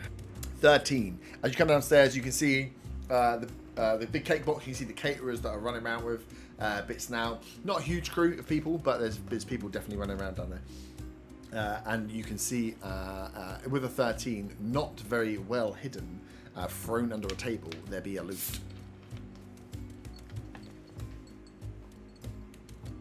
And no elf. Oh no. This is, as you come down, you can see people like running around. Like the panic of a catering crew. People moving stuff, setting stuff up, and stuff being set up on tables. You can see with the big cake boxes, and then. But yeah, as you're looking at your end where you've entered, you can see like almost. It's so obvious is that it's almost like come downstairs. It looks like it's just been thrown under the first table in front of you as there. So as you're walking down the seat, you just see the end of the loot, and you're like, there's a loot under the table. I telepathically say to Bart, we might have a problem. This Bart, this lady with the loot, seems to have got rid of the loot and is somewhere on the property. I'll telepathically say back, what does she look like? And I pass on the information the only information I got, which is an elven lady with a loot who no longer has a loot. But she does have a happy hardcore smiley face on her hand, apparently. Except she does. But you don't know. Except she doesn't, but I don't know that. It's I'm going gonna real well. Scout across the room to see if I can see any elven ladies. As you scout across, and you're trying to pick. You're like, there's like 25, 30 people here, so you're like cat's eye. As you start scouting around, you just hear, "Oh, I've had enough!" And then this like, "Whoa!" As this rocket goes up, as these two dwarfs just fly off these high stools towards each other, and one of them just clocks the other one straight in the face. Everyone's like, "Whoa!" And with all these people, you can see a few of the merchant guys get knocked, the drinks are getting spilled, and Chris at the bar's like, "No fighting! No fucking fighting! Stop fucking fighting!" As that is all kicking off, as you're trying to spot people here. Frank. You've been kicked in, kicked out, thrown around, drank your rum. What are you up to? I think after like being chucked out for being a bit of a sticky mess, Yep. he's gonna go try and find his way to clean up a little bit. Mm-hmm. He will go back bypass the rum barrels to refill his little flask. Nice. Yep. So yeah, he'll clean himself up. He'll get some more rum, and then I think he'll just make his way to the main chapel after that's done. Yep. He's a bit weary about getting his loot out, but I think I'm guessing he's hearing all this screaming going on. If you've gone, the only place really you're gonna go downstairs, and if you've got to get rum, you are downstairs, and you'll go. Okay. You're underneath the ruckers, but you're within a cave. So, I don't think. I mean, you can roll a perception check for it. It's going to be a high one because essentially this is built into a cave, and the room that they're all having ruckus in is above your head. But all you'd hear from up here really is the footsteps of 20 or 30 people. The shouting and screaming you're not really going to get from here. So you are downstairs in the storeroom, in the like. Essentially, you're going to be washing yourself in the sea pretty much, and then into that ceremony room. If that's where you are, you're probably too far away. But you can roll if you want to hear it. You can roll for it to see how much you'll pick up. But you'll hear the general you'd be slightly hearing people move above you anyway, but the difference between someone getting in a fight and those footsteps coming through and the general footsteps going to be fairly indistinguishable. Okay, so I think what he'll do then is because he was so abysmal with his loot earlier, he'll slowly saunter back up the path while like playing his loot, like trying to get his get more confidence in his playing. I guess as he is walking around, keeping an eye out for anything that could look weird or untoward. But to be fair, he's probably half cut, so it ain't going to make much of a difference. I just want to make sure, I'm practiced for my performance. It's like, you've been hired as a guard? Yeah. Oh, okay, cool, Greg. I will look out for stuff. But also, so if there's anything you want to look out for, anyone, essentially saying, I'm going to look out for suspicious stuff, I'm telling you to look for suspicious stuff. If you say I'm looking out for suspicious stuff, I'm like, yeah, no shit, Sherlock. That's the whole point. So if there's certain things or certain areas you want to investigate or areas you want to be in and do that, that'd be more what we're looking for. If you want to just practice your performance for playing a loot, I mean, be my guest as well. I mean, Dorian upstairs is just letting everyone through and giving people happy hard content. Can I ask a quick question? Yep. Did Bart broadcast telepathically to everyone except Dorian about this elf lady they're looking for, or did he get distracted by dwarves? He didn't say he telepathically did it. I got distracted by the dwarf. As you're looking around from the dwarf fight, it's almost like as you've heard, like, look out for that, you're like, I'm looking out for that, and then it's like, oh fuck, now the fight started. And Doran doesn't have a telepathic link because he's creepy. Yeah. Yeah, no, apart from Dorian. Yeah. Okay, he's just gonna. Frank's just gonna practice his loot then. Yeah. He's just gonna wander back up to the main floor, play his loot. He's half cut. He's not gonna really be. Not know what to look for really, since he's not really security. Okay. So yeah. So yeah, you can do another performance check if you want, just to practice your loot. Yeah. It's your job you've definitely not been hired for. I mean, the entertainer has gone missing though, so I don't know. I think that's why he wants to get a bit more practice in. You also don't know that because you've just been wandering around drunk. Yeah. To be fair. Happy coincidence. Yeah, he's drunk. He just wants to play his loot. So I rolled a 11. 11, not that good stuff. Yeah. You're starting to remember now. Time, though. You were like, I know what drinking makes my performance better, and then you've drunk and you're like, I know, maybe drinking makes my performance worse. I can't remember now. So yeah, you're gonna take some. So anyone downstairs, Let's have another drink just to check. anyone downstairs is gonna hear as though there's a barrel of rum that's getting absolutely caned into by Frank. Nice upstairs. Find that like dark sweet spot, isn't he? Mm-hmm. Yeah. That's what he's got to find. The perfect level of booze. But so as you've been told to look out for this fight has happened. These two dwarfs are just slinging punches at each other. As you can hear people around them like, oh! And you can see the two sides are they're like holding each other back from fighting each other, but they're just letting these two dwarfs fucking just have a proper punch up in the middle of it.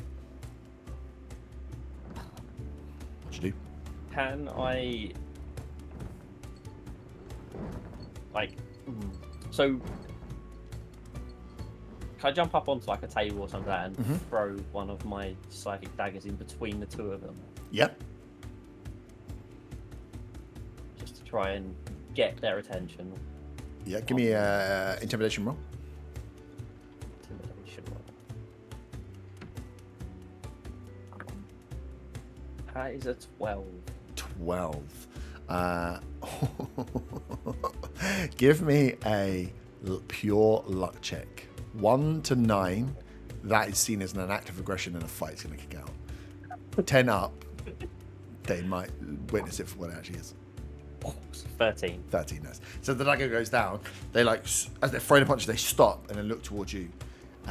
And one of the guys from the crew goes, "Don't you get involved in this! Let them fight it out!" As they kind of pause for a second.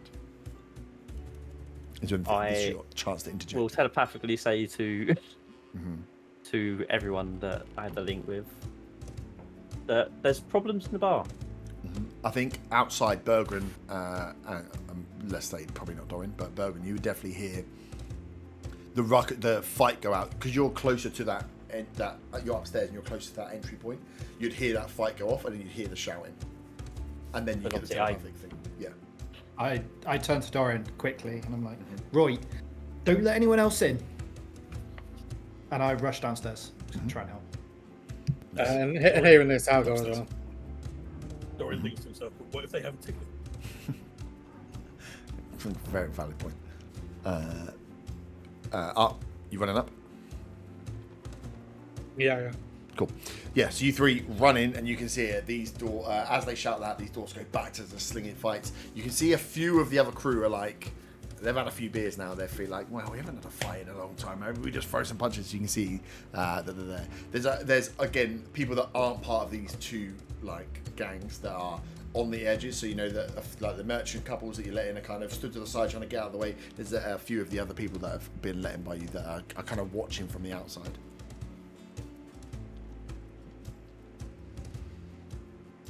So what would you like to do? So that's 3 of you in the room. So up to you how you want to deal with this fight. These guys are just punching into each other now, and you can see that tensions are rising. I will try and get in between them to break it up. Mm-hmm. I will try and grapple one of them. Nice. Okay, cool. Give me a grapple check. Is that a strength check? Yep. Come on, dice. That is a nat 1. That's great because I mean, I have a +7, but I mean, a nat 1. Yeah, because I rolled a 5 and a 5. At least you're gonna get him. You go for thinking it'd be an easy target, the one with one eye. He's a wily old bastard. As you go to grab him, just miss him completely. As he's like, "Get off me! Get off me!" As he's getting ready to throw in the fight. You're stood between them. Definitely, they're two dwarfs. But the arms are you apart. can get your Yeah. arms. Yeah, you can get your arms in. Like on top of the heads, you know, like you did with a small child. What are you doing to try and other than just stopping it? Are you just wanting to roll strength to hold them back, or are you going to try and calm? Try and calm down, so like a persuasion check. Yeah. It's like, what did I tell you about no fighting? Just calm it down. If you want to go and fight outside the tavern, away from here. If this doesn't work, no, actually, after getting here, regardless of what happens, I'm going to rage. Nice. Yeah. And I'm going to try and grapple again. Okay, cool. Yeah. Okay, so persuasion was a 15. 15. Okay. And then give me another grapple check. I get advantage because I'm raging. I rolled the same dice twice. That is 14. Okay, yeah, good.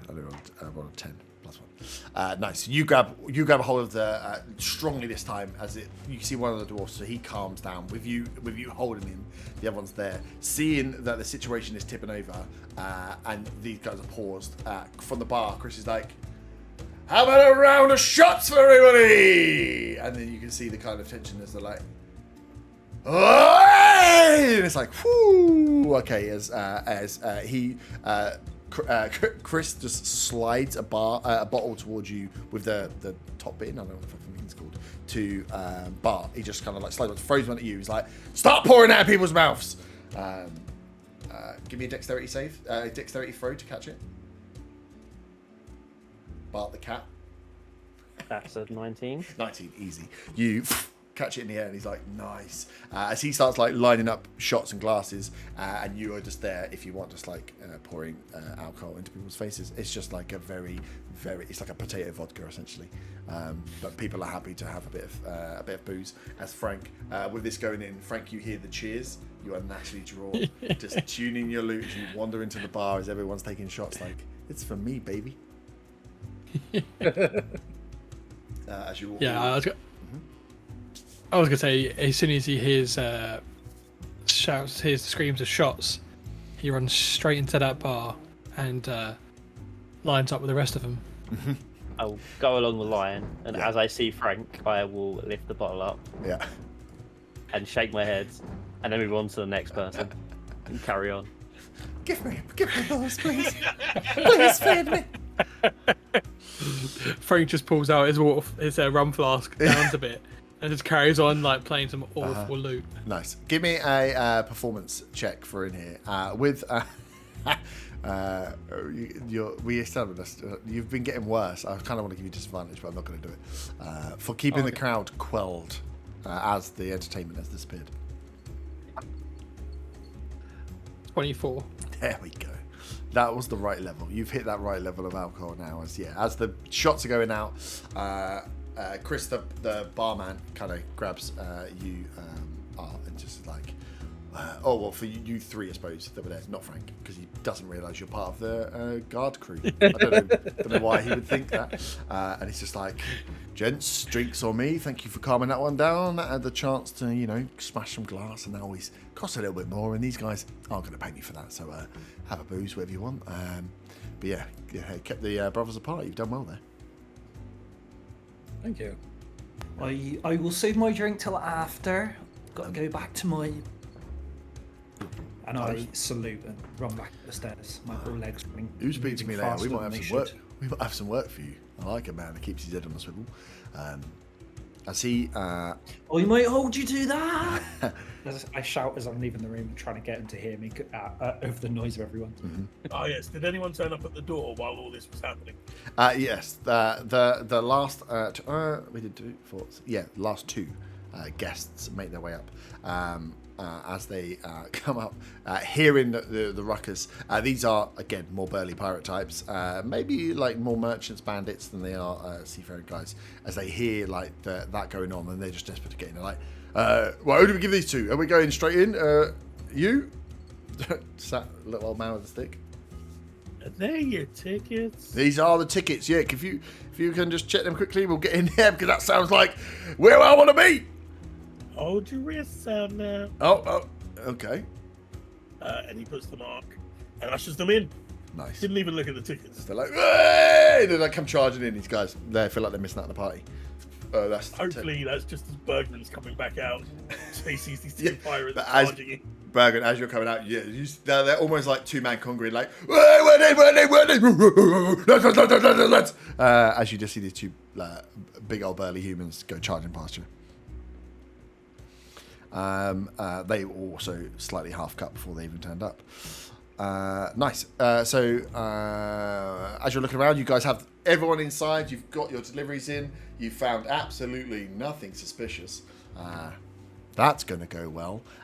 We know of suspicious things. We just don't know where they are.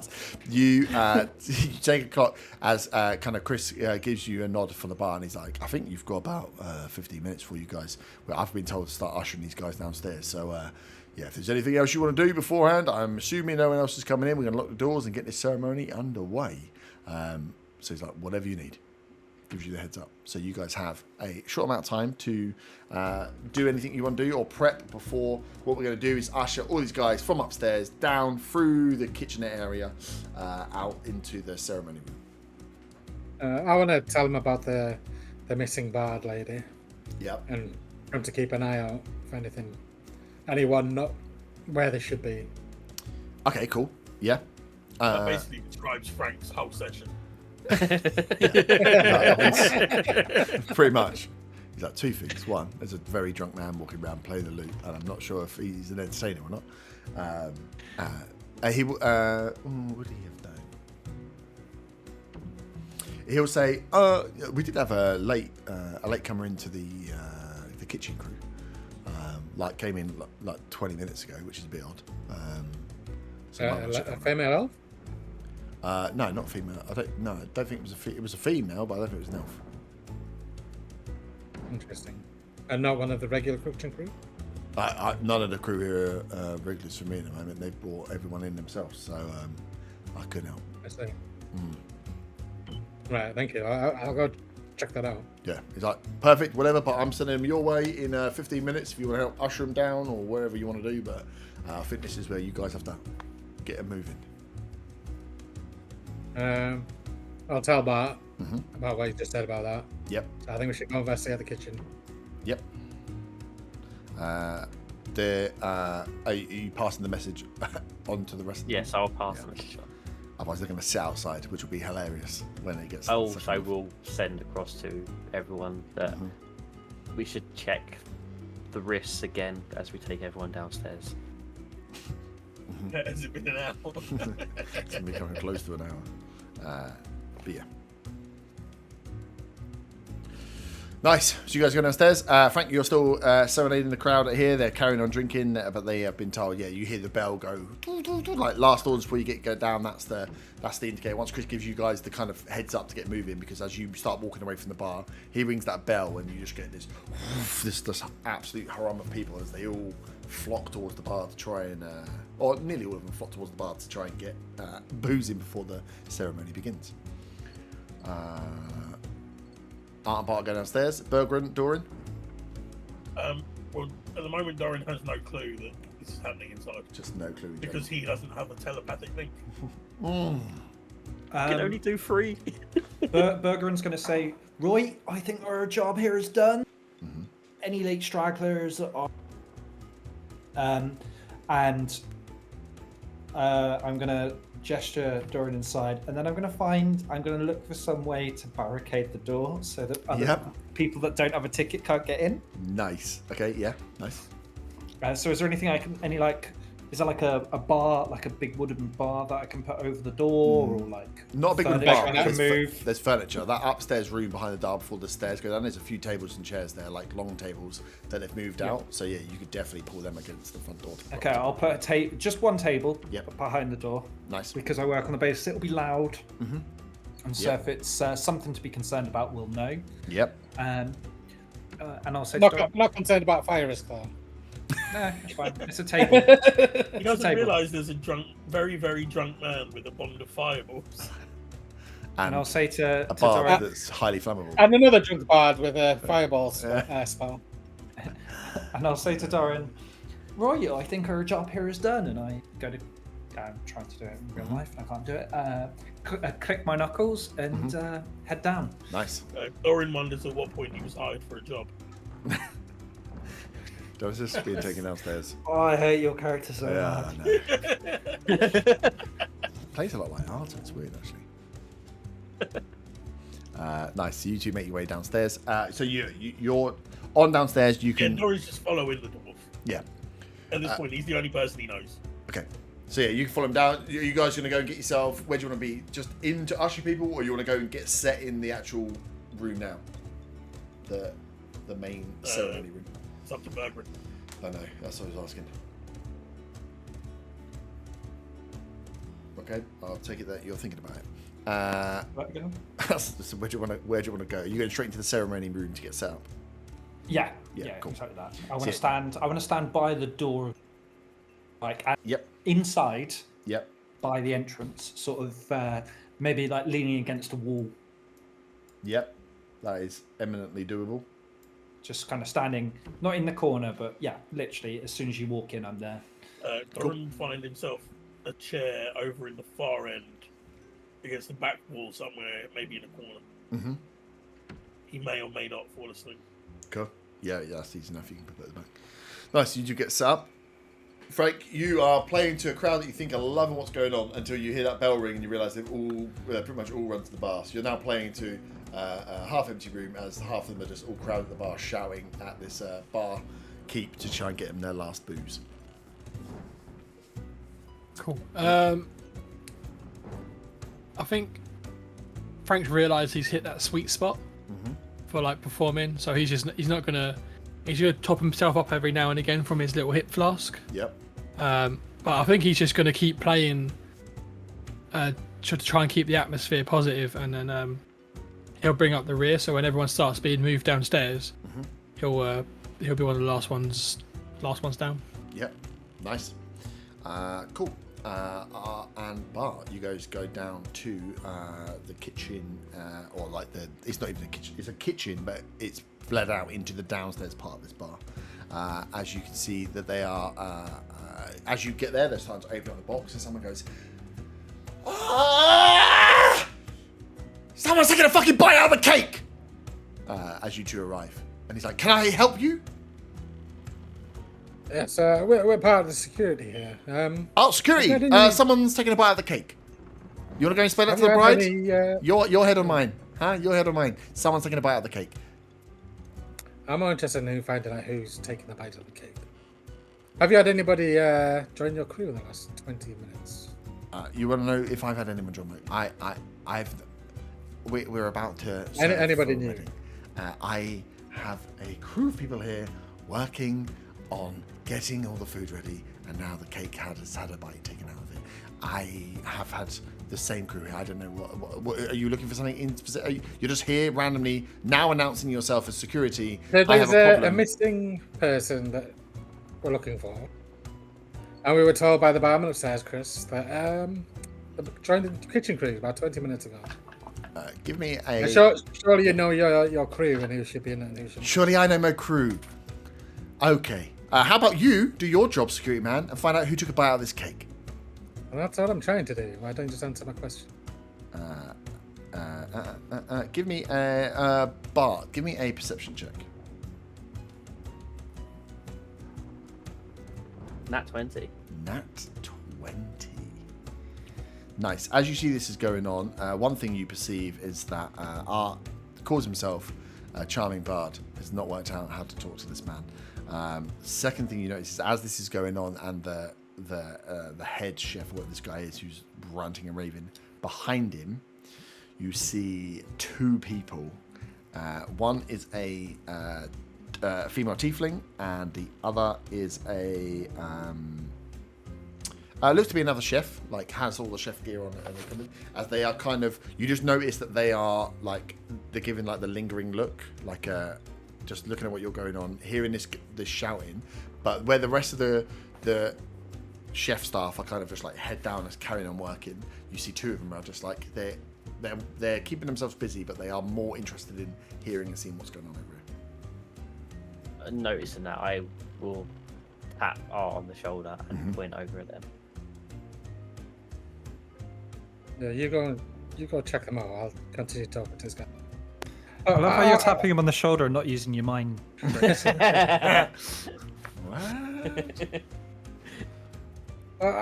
I'm sorry, sir. I didn't mean to come over brisk. I'm sure you're very busy. Yeah. I'm just here trying to help out everybody here and make sure the bride and groom have the perfect day. And obviously, this is a big trouble for yourself with the bite out of the cake. And like I say, we're looking for this missing person. By any chance, have you noticed anybody new that you don't recognise normally? That half of the crew we've hired in are new. I don't recognise half the chefs here. I am working with what we can pull from Butte Springs for a event as big as this. So, no, I don't really know anybody here. All I know is, right now, if you're security, I have a problem with my cake has been eaten. Okay, that's fair enough. I do apologise again, so Okay. we'll take a look round and we'll see what we can find about this. Perfect, thank you very much. And he turns around and starts like barking orders at the rest of them as they kind of like jump back in and start getting moving again. The two that are watching kind of Bart see you come towards you and like duck in behind and start working on stuff.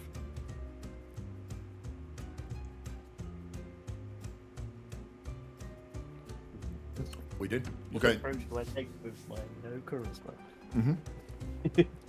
Well, it's investigation, baby. What do you want to do? See, you as you start making your way towards them, and that conversation finishes up, you see that they kind of clock that you're moving, and they duck back in, just get back into the line, get back into prepping plates, moving stuff around. They're just trying to keep themselves busy, and now they're stopped looking.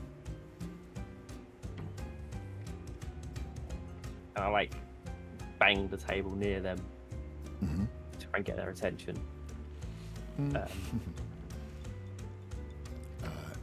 Yes, you can. Just say, you two look a bit sheepish. Do you know anything about the cake? Give me an intimidation roll.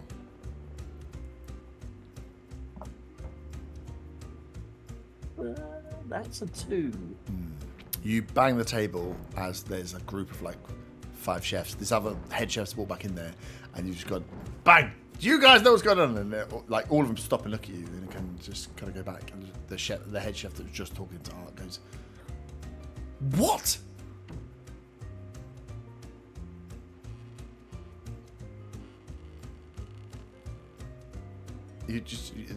You want to talk to people as you're banging on the table? This is, I mean, I've just spoken to, I'm assuming you look very similar, a bit smaller. Security brothers, are we? Is this what we're hiring now? my crew are very busy right now. The ceremony is what, like 5 minutes away. Can we help? I point at the two, like these two. They were looking over when my brother was talking to you. Oh, they were looking We're whilst not I was carrying on screaming. working. There was Okay. something off about the way they were looking. Okay.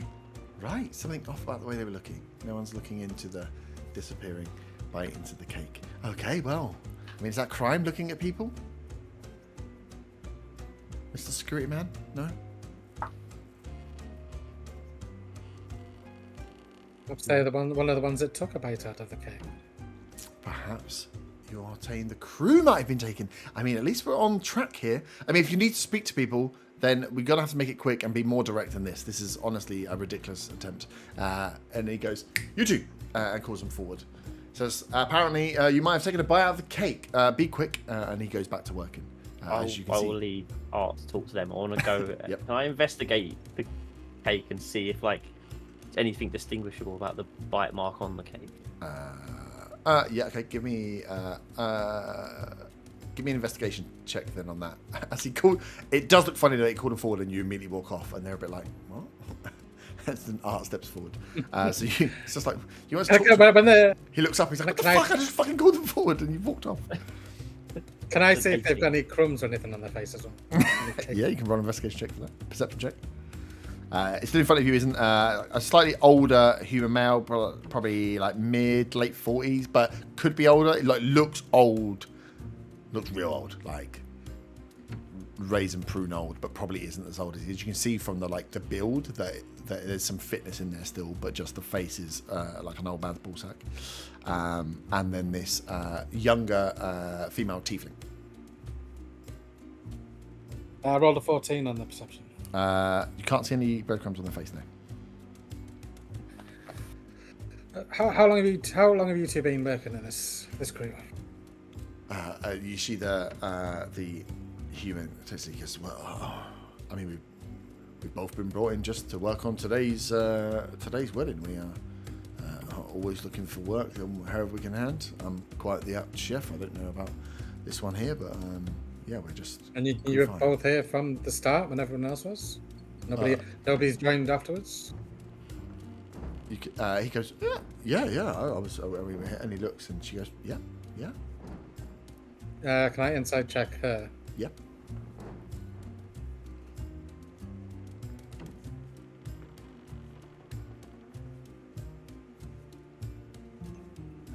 15. 15. Yeah, you can tell she is not being truthful.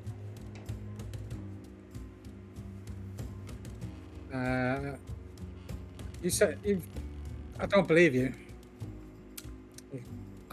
Okay, I don't know who you are, so I'm security. Why?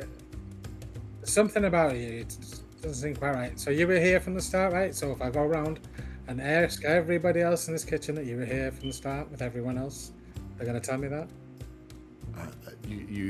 oh my gosh, we've got a lot of work to get on with. Mick, we should just get back to doing what we need to do here to get this wedding underway. No, this is about security. It's an important thing. So if I need to, I will go around and I'll ask everyone whether you were here from the start. Okay. You can see they And kind of... it's her I'm talking to. Yeah. She's like, be my guest. What did you roll for the investigation? Bart? 18. 18. No, just looks like nothing distinguishable in that other than someone has just put their face in and taken a bite out of this cake. If it was less high roll, I would say you definitely think Frank might have done this. It's that vibe. Someone's had too much. Are we sure that he hasn't done this? Someone's had too much, and it's on the reverse side, so it's on the side facing you guys as you walked in. So the caterers are looking at the cake that looks pristine. On the flip side, like on the back side, where people are walking in and walking to the ceremony, there is a bite mark that's been taken out. Does it smell like rum? With 18, no. You immediately went, fucking hell, Frank. But Yeah, you don't smell with 18. You don't smell any rum. You don't, other than it doesn't look like it's been like sliced that nicely. Someone's just gone how. So at this point, I turn to the guy who's the old guy. Say, so has she been here from to start with you? I can't. Now you're asking questions. I can't. I thought yes, but now you're. Look, I have a job to do, and I just want to just. I understand that, but surely you can tell me if you know how many people you've been working with over the past few hours, and whether she's coming afterwards. Recently. I'm just a chef, my friend. I'm just a chef. I just have a job to do. Please just let me get back. I want to get paid and go home to my family. Chefs work as a team, do they not? And communication. Yeah. Then surely you would know if you've been speaking. Well, I know she's been working here in the line with us. Honestly, I just want to get home today to my family. Can I inside check him as well, please? Yeah.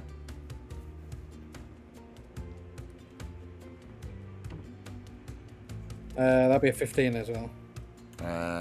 So you get from him that he looks kind of fearful of your interrogation. You don't pick up anything. Okay. As you go through, and he's like, look, we just want to you would be done with the cake now, but as he kind of like the old guy like kind of steps forward and just you feel him just grab the front of your belt slightly as he just goes, look, Olin, we just want to get back to work, and he leans forward and goes, a little bit for your trouble, just leave this alone. And you step back, and he's left 1 platinum in your belt.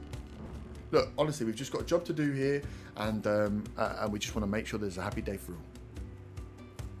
That's a me or To Art. You would being stood next to him, you'd be perceptive enough to see it, but obviously he's looking at you two as the catch. You're the same fucking person. So.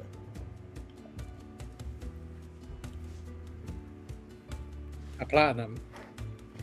But yeah, but it just puts up 1 platinum. You can see 1 bit because as you feel it, you like go to react, but he just leans in enough and he's like, no, look, honestly, we're just here's the job. As he goes, that just leans in, low voice, just straight at you. Just leave it be. Take this. Don't think anything of it.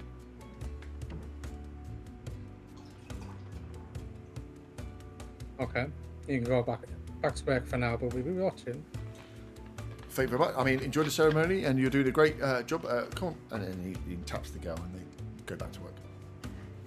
So telepathically, I want to say to Bart what's just happened, and ask, should we leave them be, or should we just take the platinum and investigate further? I mean, it's 1 platinum versus 100 gold. Platinum is 100 gold, isn't it? With out of character head. Is it 100? 10 gold. No, it's 10. Is it 10 gold? 10 10 It's gold. 10, yeah. I thought it was 100. No, it's like 10, 10, 10 all the way up. 10 bronze is 1 I silver, know. 10 silver is 1 gold, 10 gold is 1 platinum. Technically, it's 1 platinum versus 200 gold. Well, I mean, we could take the 200 gold and the platinum. So there's something about those two. Split me this, told me just to leave it alone. Something tells me if they're bribing us that we're not going to be getting that 200 gold.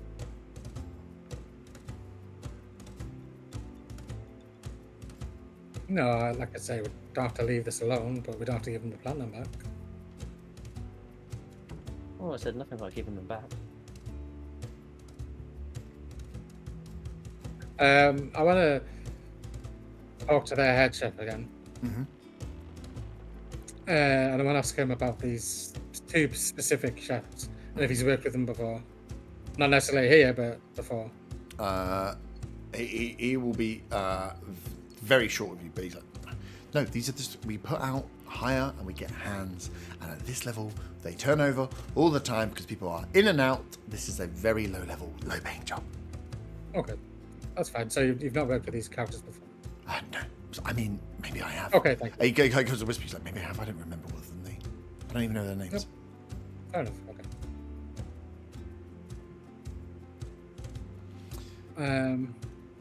okay. I don't know how to think about this for a sec. If it's not going to go out somebody else. I mean, Bergren and Doran are in the ceremony. Frank is going to be the last one down if you're following in. So it's if you guys want anything else, you've got like 5 minutes before the bell rings and they start moving people downstairs.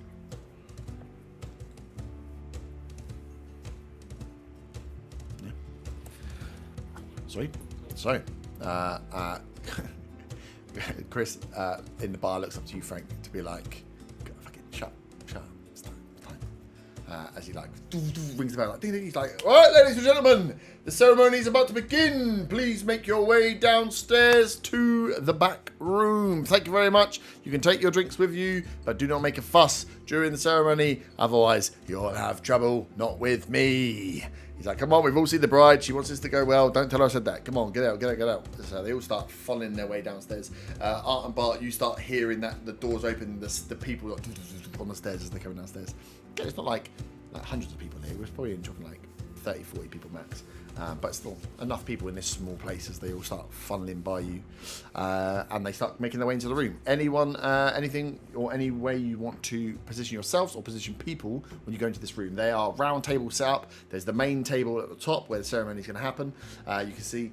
But yeah, people can come in and they start filing into their groups. So I suppose it's up to you as to where you would like to place yourselves. And if there's any people you are potentially watching that you'd want to place in certain areas as well. Doran's having a power nap in a chair up by the main table. Okay. Bergeron is gonna, when everyone's coming in, or Yep. attempt to What, sorry? You disappeared. look. Oh, sorry, I was looking away. He's gonna try and look for anyone who looks shady or like suspicious. And a bunch of pirates. Nice. Yeah, I didn't say it was going to go well. But I said Yep. there's a difference. I know it's not going to go Yeah, well. yeah. That's what. That's what. Yeah, no, I'm just saying. Cool. What else? Yeah. Frank's just going to make his way down and then stand at the back of the room as everyone's taking their seats and whatnot. Nice. Since there's still no other bard, he's just going to carry on trying to set the atmosphere. Yep, nice. And then the cats. 1, 2, 3, 4, 5. Art and Bart. So, while have we noticed that what they've been preparing in part of the meal, Just looks like like what them Standard two specifically have been oh, preparing? you could no. As you've been there, you can see they've just been like moving about the line. So they've been like they're essentially just making like a shit ton of like fish and chips, but they've been up and down the line. You haven't seen them. You haven't seen them just working on one specific thing. I want to go up as they're on the line, so I'm like behind them. I want to press the tip of my dagger into the small of his back and say to him, "Costs a little bit more than a platinum to buy me, son." As you do that, you feel a tip of a dagger in the back of your back as the woman's behind you. She says, "He's paid you already. Leave it. The ceremony's about to begin." And so, what are you two up to? Nothing you need to worry about. And then she'll drop a few gold coins in your like coin purse on the side. Here you go. Run along, kitty.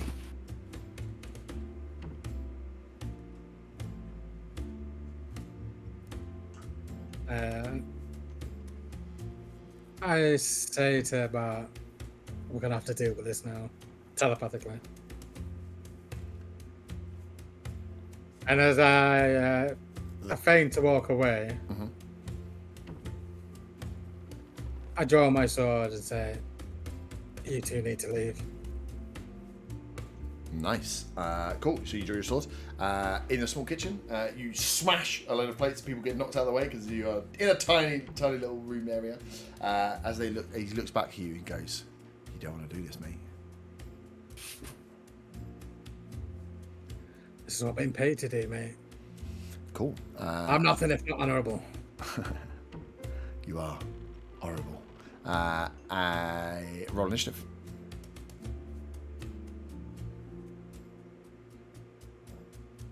All of us, or just? So bad. For those, just these guys, just for now, just to see. That's a 7. 23. 23. Nice. So yeah, you are up first.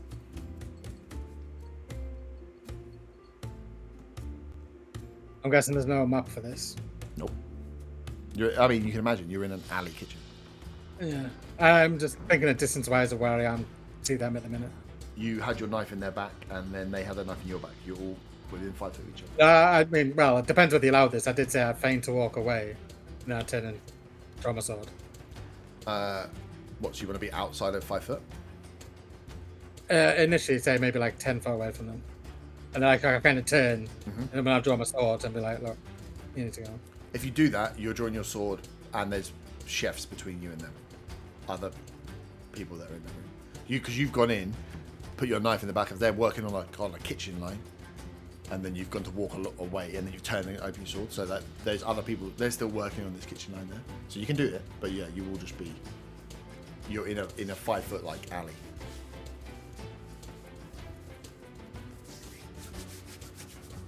Come on, Mr. 23. What you got?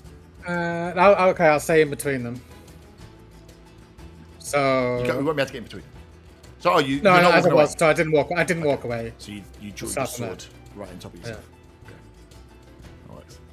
And I will attack her. Okay. I just want to read all my stuff on it.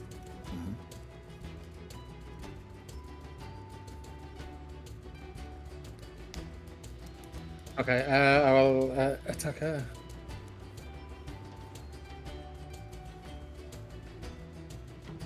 Roll your attack. That'll be a 19 to hit. Yeah, 19 hits.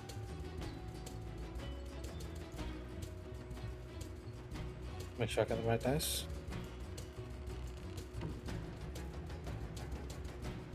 That'll be a 9 piercing damage.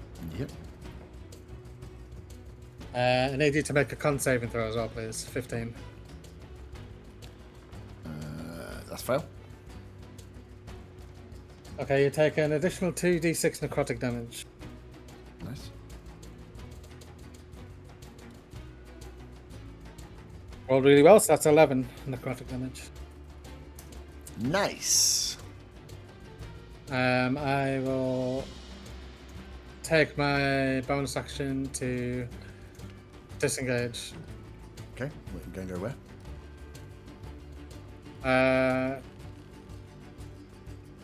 10. If I can get 10 feet away from her, like sort of behind him, in between her. So I want to go kind of behind her, 10 feet, if you get me. Essentially, or as far as I can. You can. So you've gone into a kitchen, into like an alley kitchen. I don't know what that. It's Backed like a out. very thin alley. Yeah. You're in like a corridor. So you've gone in, and then you've backed out. You've attacked them, and now you're disengaging, backing out. If you want to get behind her, you're going to be pushing past them to disengage. So you're in a line. Okay, okay. Essentially, I want to kind of not be in between them. I want to be behind her, so even if it's just directly behind her, so I'm not in between them both. If that's possible. Yes. Or is it not wide enough for me to do that? Yeah, that's one. You'd use extra movement, but you're squeezing through. Yeah, you're just like fighting in close quarters. Yeah. So you want to disengage, but stay, and so you want to get behind her, move, Oh, disengage. but essentially disengage from him, around her, if you get me. Okay, cool. Unless I can do that without having to disengage. I'm moving out of his space. I guess. Yeah, no, there's not enough space. It's hard to see without that. Yeah. I know. I just want to work out what you're doing because you can disengage in, and you say you want to step further away. It's like, are you trying to be outside? Essentially, do you want to be outside melee range, or you want to still be inside melee range? I mean, if I can get further back, I just don't know how far back I can get from her. In a situation like this, when you're in close quarters, all that matters is, are you in melee range, an opportunity attack, or you want to be outside? If you're going to use a disengage, I'm assuming you want to be outside of melee range. Yeah, just say 10 feet behind her if I can Yeah. get that far. Okay. Cool. Yeah. You can squeeze in. Cool. So you stab and hit her as she reels with definitely with the necrotic damage that gets in there as she looks back. What did you roll, Bart? They got a 7. 7. Perfect. They are going to.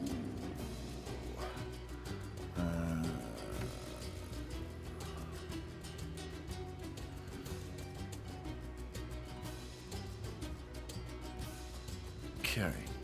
She is going to throw the dagger at you.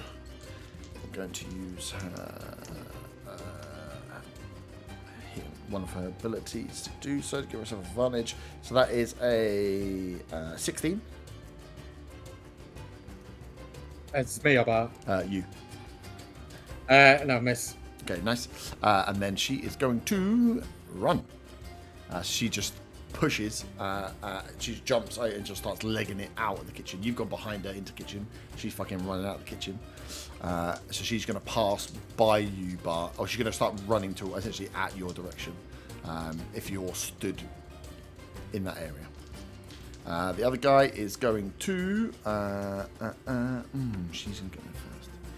Yeah, he is going to charge. I suppose, actually, she'll get past you with 30 foot. So, Bart, what would you do? So, essentially, you've seen Art pull his sword, stab, and then step back in his kitchen. You've heard all the rest of them like, whoa, as they've like plates are smashing. The chef's just like, what the fuck?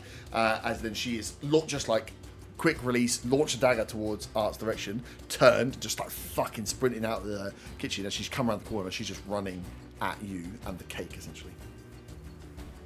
Well, I'm gonna, if she's running past me, then I'll use my reaction to attack her. With the psychic blades, is it only on an attack and not on a reaction? Because it's not, obviously it's not something that's physically there the whole time, is it? Yeah, there has to be a. You have to. So that would be it. So I'll just use No, attack. my cat's claws then as a normal attack on it. If she goes past. Yep. That is a dirty 20. Yeah, hits. That is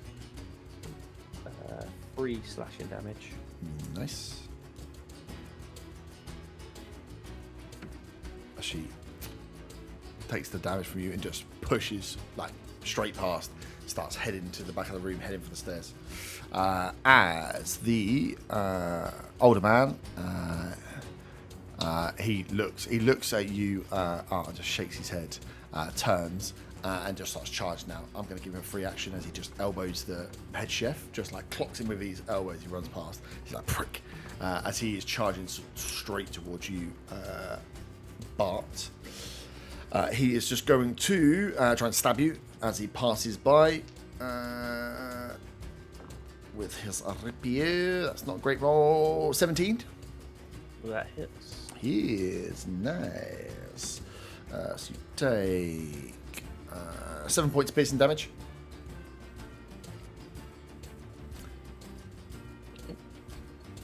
As he like runs, just like pulls out, stabs you in with a shot. It leaves the hilt, leaves the sword in you as he then just carries on past and follows up behind it. They both have the same speed.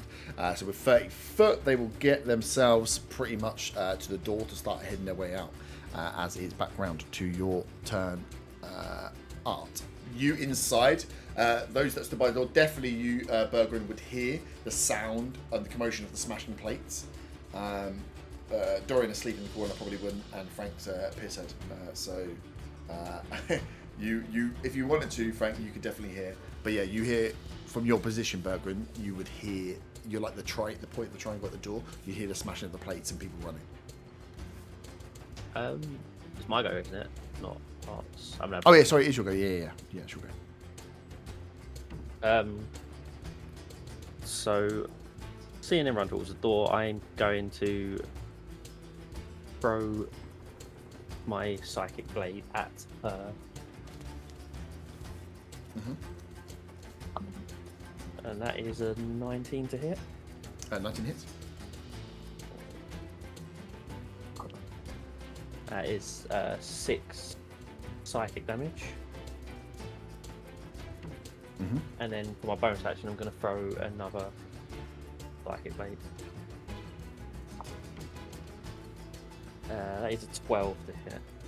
12 does not hit.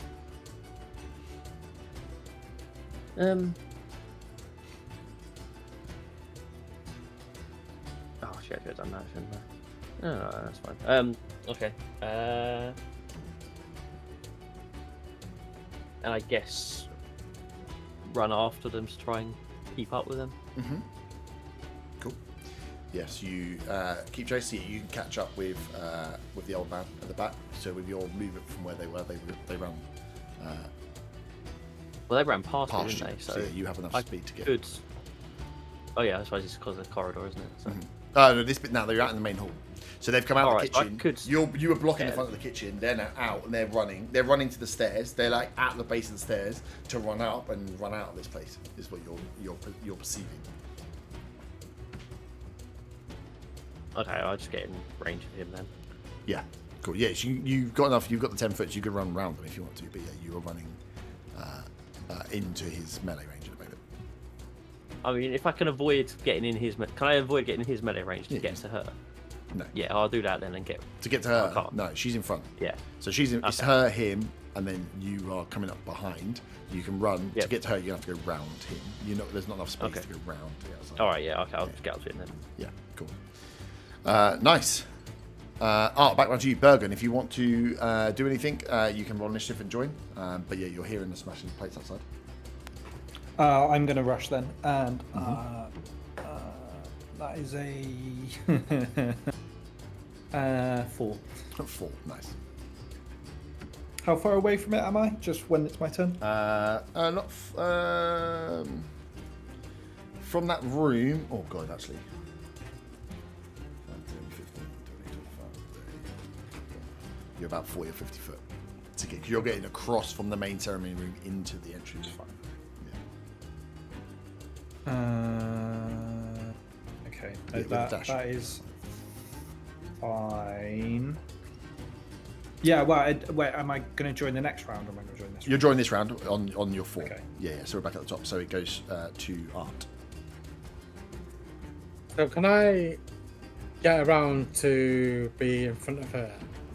No. Or is it Oh, completely well, if you blocked? use a dash, you'll be chasing. Well, I've got feline agility, which doubles my speed. Oh, okay. Yes. It means I can't move again, and I can't use that again until I don't move on a turn. Yeah. Use So all there's a way your- I can get to her where there's nobody else within 5 feet of me. Or her. Or is it too crowded? Just so I know first. Not crowded. It'll be on a stair, so he will be behind her. So he's right behind her on the stairs. So can I get in front of her so there's nobody else but her within 5 feet of me? Yeah. Okay, I'll do that then, please. Cool. You pass by him, so you get stuck of opportunity. Yeah, that's fine. It's a 19. Never ever. Oh, he got rid of Yeah, his. that hits. Sorry, it was 19 plus. It was 19 on dice. I was hoping for a nat 20. That is 6 points of piercing damage. As you go past, he just stabs you in the thigh as you go past him. Okay, I'll use my reaction to use uncanny dodge to half that.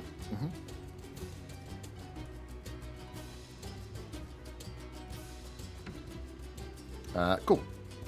So you move around in front. Okay. Yep. So I will attack her.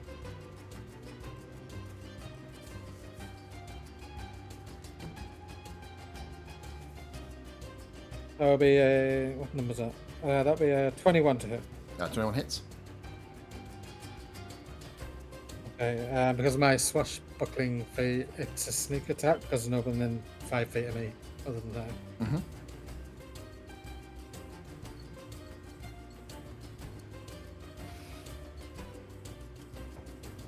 that, uh, 6 from the piercing damage. Yep.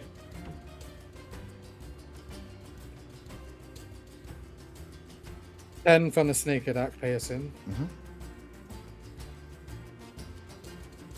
And a con save, please. That's that one. And 8 necrotic damage, please. Nice. She's looking And I heal 4 points on that. cool. That is her turn. She is going to.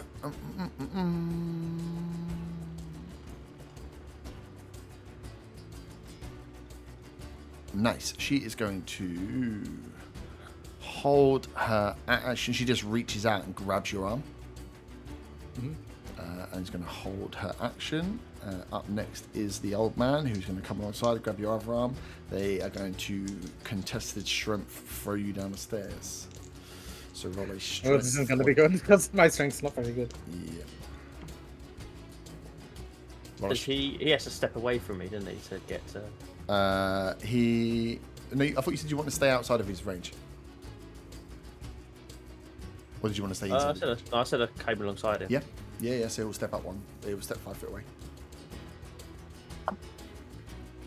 That is a 21 to hit. Yeah, it hits.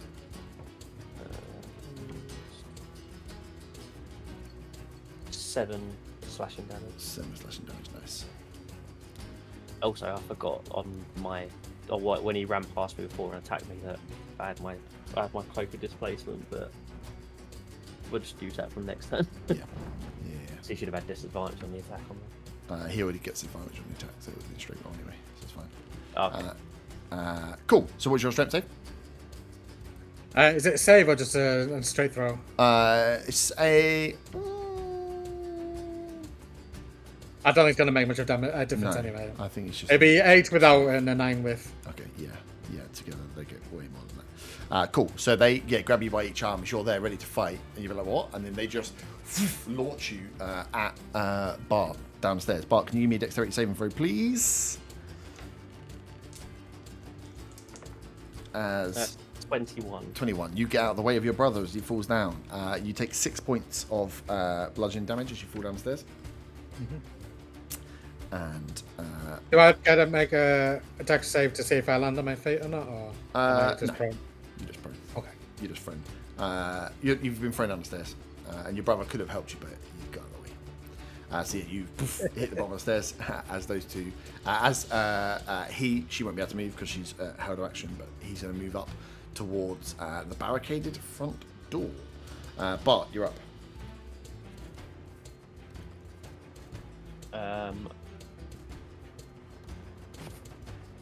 How is she looking? Real fucked up. Okay, I am going to throw my psychic blade at her. That is a 14 to hit. That does not hit. Okay, I'll do the bonus action as well. Mm-hmm. That's a 15. Yeah, 15 just hits.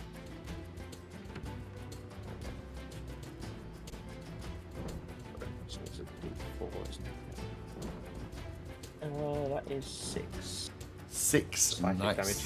As you hit her in the back with the psychic blade, she goes down as the old man turns back to hear her fall on the stairs. And I will run up the stairs. Mm-hmm. And can I, as just a telepathically tell the others someone's upstairs?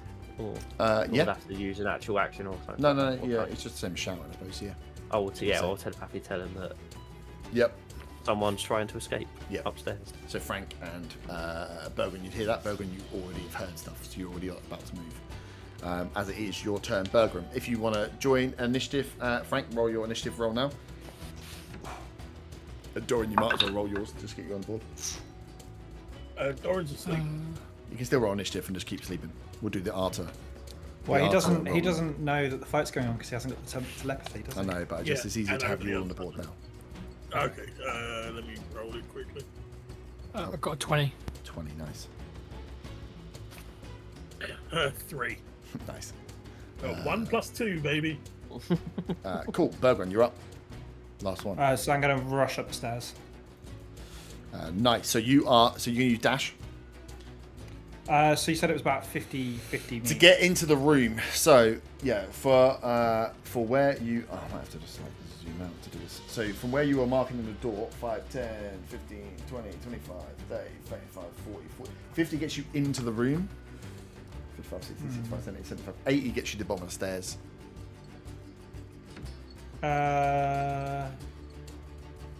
Wait, so as in gets me into the room, but I can't see anyone, or Yeah. like do I need to get to the bottom of the So stairs? you're here, Yeah. and you've got to get in, through, across into this room. Is the room that you heard the commotion from. Okay. This is the stairs they were exited out of. Well, I'll dash. So I've got 35 foot, so 70. 70, nice. So yeah, you can get 5. A dwarf with 35 movement. Right, that's 10 more. Barbarian boy. Uh, Yeah, 70. So yeah, you can get in light-footed and get to close. So from that point at the bottom of the stairs, you get right to the bottom. You'll be able to see. So How far up did I make it upstairs? if you wanted to go upstairs, Oh yeah, well, I moved. I'll try following him up after the. you could get up after to him. Yeah, he's taking just him on out. the stairs. Yeah, the old man is. Yeah, the old man is probably the doorway. Surprisingly nimble. So you'd all be. Well, actually, no, you're downstairs, isn't you? So if you want to, you could get right behind him. Yeah. So I would have carried on following him up. Yeah, cool. Yeah, so you get to the bottom of the stairs there. Is where you'd be able to get your dash. Have you got anything on bonus So what action? seems to be the problem here? Have you got anything for bonus action? Rage, but there's no point doing it because I need to attack I need to attack that turn to do anything with it. So Nice. Cool. that's just going to be me.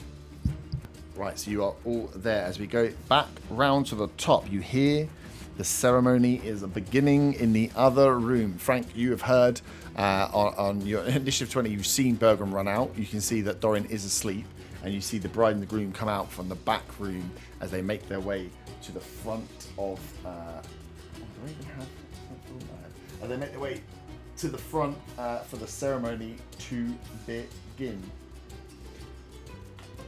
Which puts us in a very good position, and I think we should take a quick pause here for a quick pee break because I feel like we're going to kick off.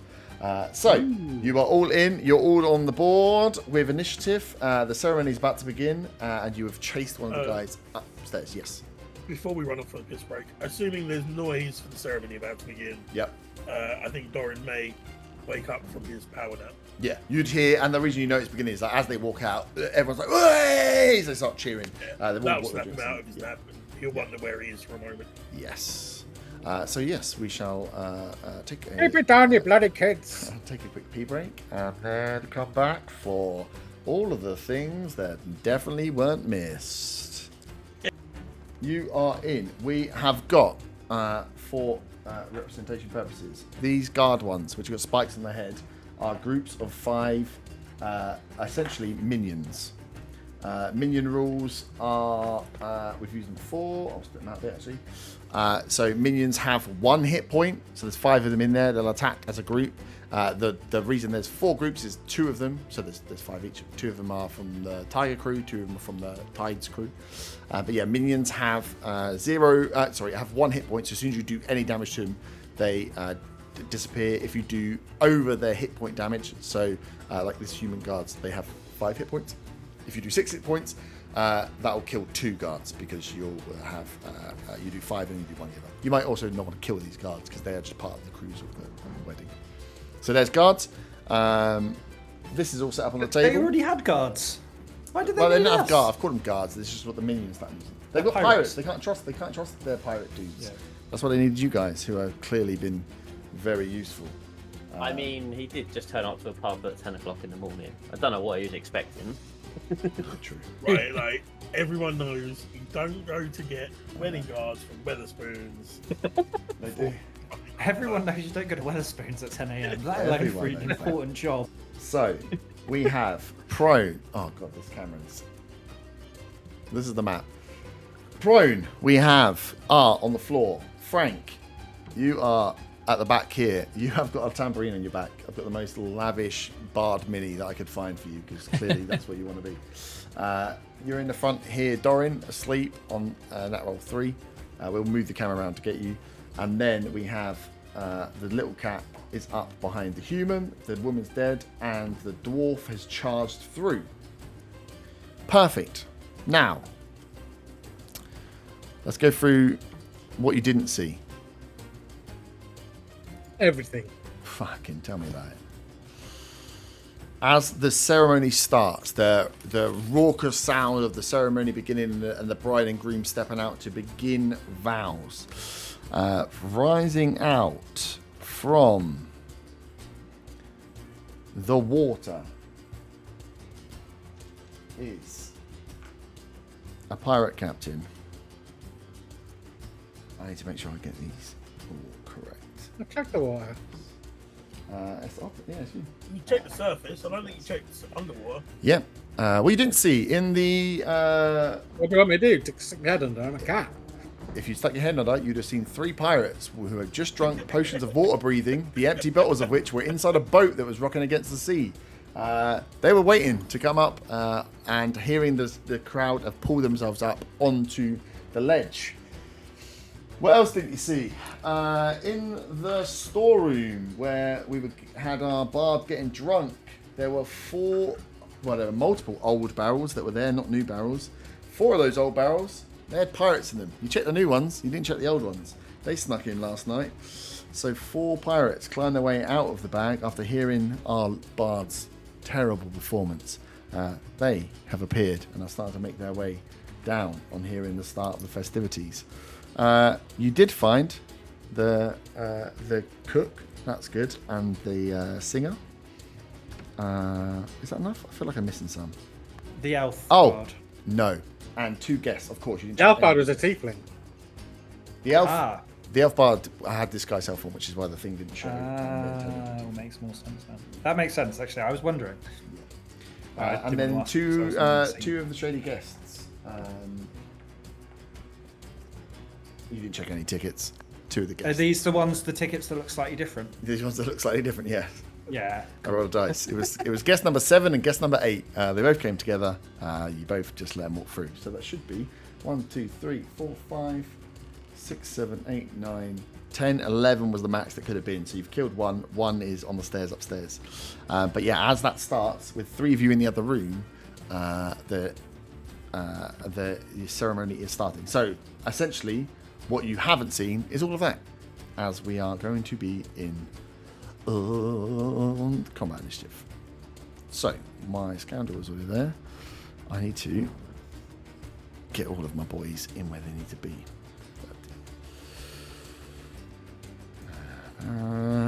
They are.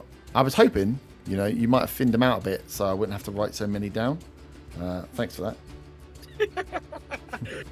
I'm sorry, but nobody was getting stopped at that door. I know, but I thought maybe I was trying my best, but I was like, I got plenty to catch. Yeah. So I haven't got the perception to notice what Dorian's doing. I mean, what do you expect with the trickle seniors on the door? I mean, you guys put each other where you were putting each other. So I went there intense. yeah, this is going to be interesting, shall we say? The ceremony is going to get underway when I just. Oh my god, there are so many. That one's gone. Those 2 were there, so they can be replaced with those 2. 1, 2, 3, 4, 5, and then the 4. Shit. I'm assuming there are still other allies in this wedding as well, like that Redbeard bloke. He seems like he would be on our side. Yeah, so Those they're 2 part of the dwarves groups. So, in terms of our allies, protecting the minions are essentially there as part of the crew. So they're going to try and protect the bride and groom at They're least. already okay. Yeah, they're not enemies. So these 4 that are in here are technically allies. Who's that at the back of the 4? There's one like a That's- fist off to the back. That is Frank. Oh, that's Frank. Yeah, that's Frank. So that was the end. So we were at the start of a new round of initiative. Let me just make sure I've got 1, 2, 3, 4, 5, 6. Oh shit, I'm missing all the other ones. I'm gonna split you up. Oh my god, you couldn't have found any of them? Like none? Yes, okay. Cool. I found 2. Oh, yeah, true. I put 11 in and I was like, is that going to be too many? I was like, no, they'll find some. And then we started and I was like, uh-oh, they're not going to find any. This is going to go bad. Cool. Start of initiative. So they're on the board because it makes my life easier, but you have not seen him. What we know so far is we're starting with Art. Frank, you are up next. Art, you have been knocked down. You are prone at the moment. You can get yourself up. And you know that the tiefling has been killed, but the cook himself is he got up to the door and has seen the barricade that Berggren has put down and is going to try and break out from there, I assume. How far away is he from me? 5, 10, about 20 foot. A lot of this is going to be super, super close combat. Is Bart right next to him? Yes. If I fire my hand crossbow from here, oh no, it's an action to change weapon, isn't it? What do you mean? Between two? No. What? That's... To reload or to change to use a different weapon? Change weapon. Nah, that's fine. Okay. If I was from prone, would it be a disadvantage to fire it? Isn't it just disadvantage to hit? If I'm prone. Opponent has disadvantage on attack rolls, yes.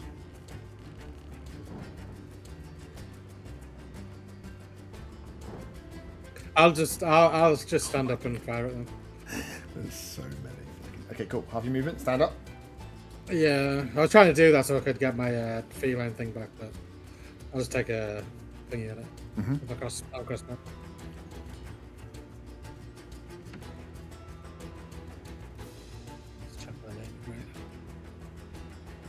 I have to highlight you on my spreadsheet because there's so many names on here that I don't want to forget people.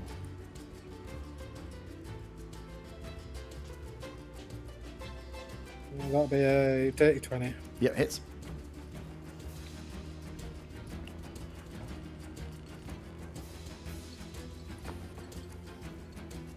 He's about right next to me, so it'll be sneak attack.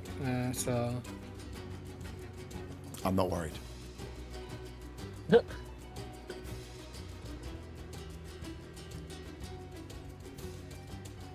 that's 18 points of pacing. Nice.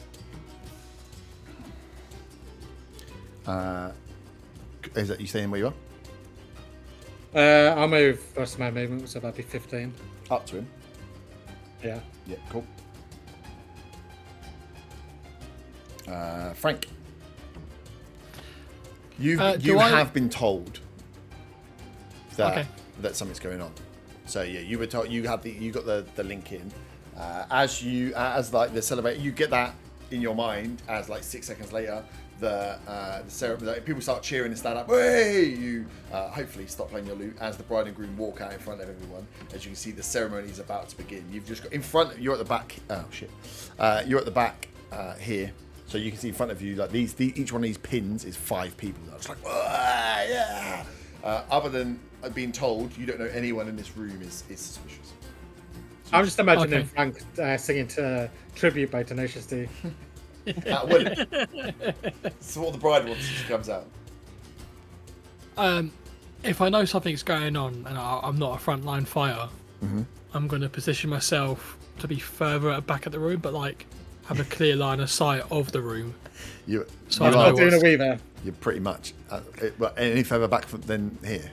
Oh, okay. You can pretty much go 1 square if you want to get like right to the back. But yeah, you have of this. So this space is 5, 10, 15, 20, like 30 foot across and long. You are at the back of it behind. Oh, okay. The bar. So you can move 5 if you want, but yeah, I think you're pretty much there. No, that's just fine then. Can I? Because I don't know who's in trouble. And you're half in trouble. Mm-hmm. Yeah. Can I hold it? Can I hold a spell to set off fireball? When?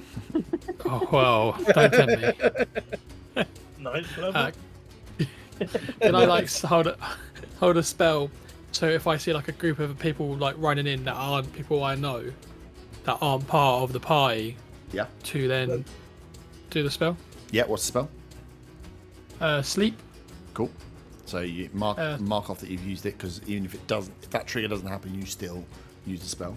But yeah. So on people running through you don't recognise, you are going to cast sleep. I mean, he doesn't recognise anyone, right? Because he doesn't know anyone. How much drink do you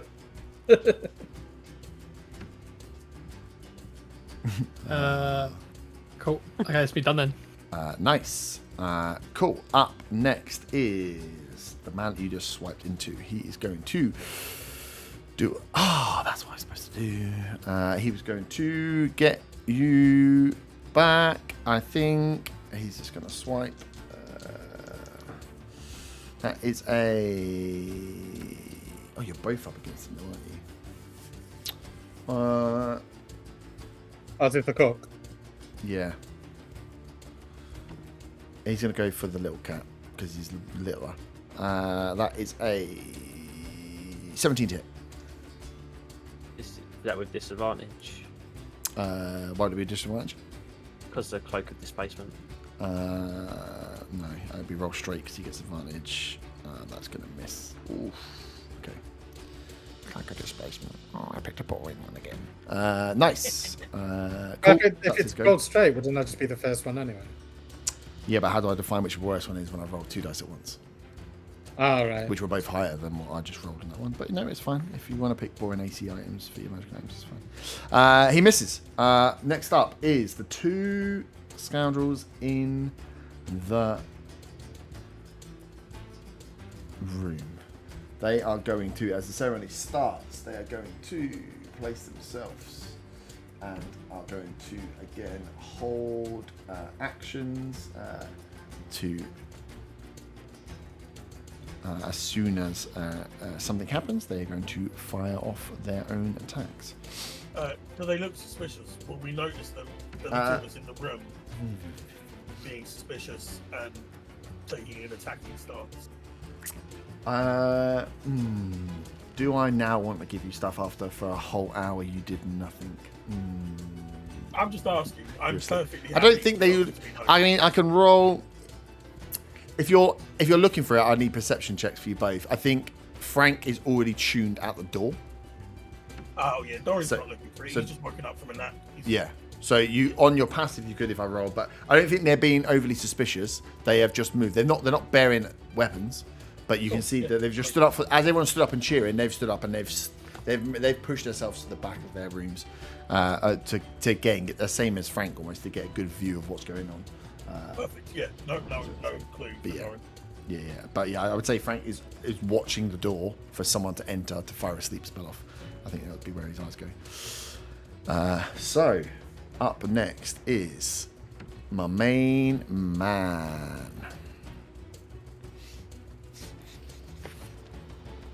He is going to charge in. This is going to be quite hilarious. Portable, and these are. I've put the wrong thing. So, coming in, dripping wet with the water breathing, 2 larger dudes and a smaller and a larger pirate captain. One rival of both of our parties here are going to burst into this room here. So, if you want to roll your sleep or whatever is happening for your sleep, this is when it happened. As essentially they just charge in as you hear as the festivities happen. He is going to step in, and these guys are going to step in behind as he's just like, "What a lovely day it is! Time for you two fuckers to die!" Which is clearly a very hostile movement. So what, sleep? Yeah, I'm just trying to figure out how to roll for it. Is it just like a normal You have to use that. D20? Well, it's 5d8. You roll Isn't it? HP, right?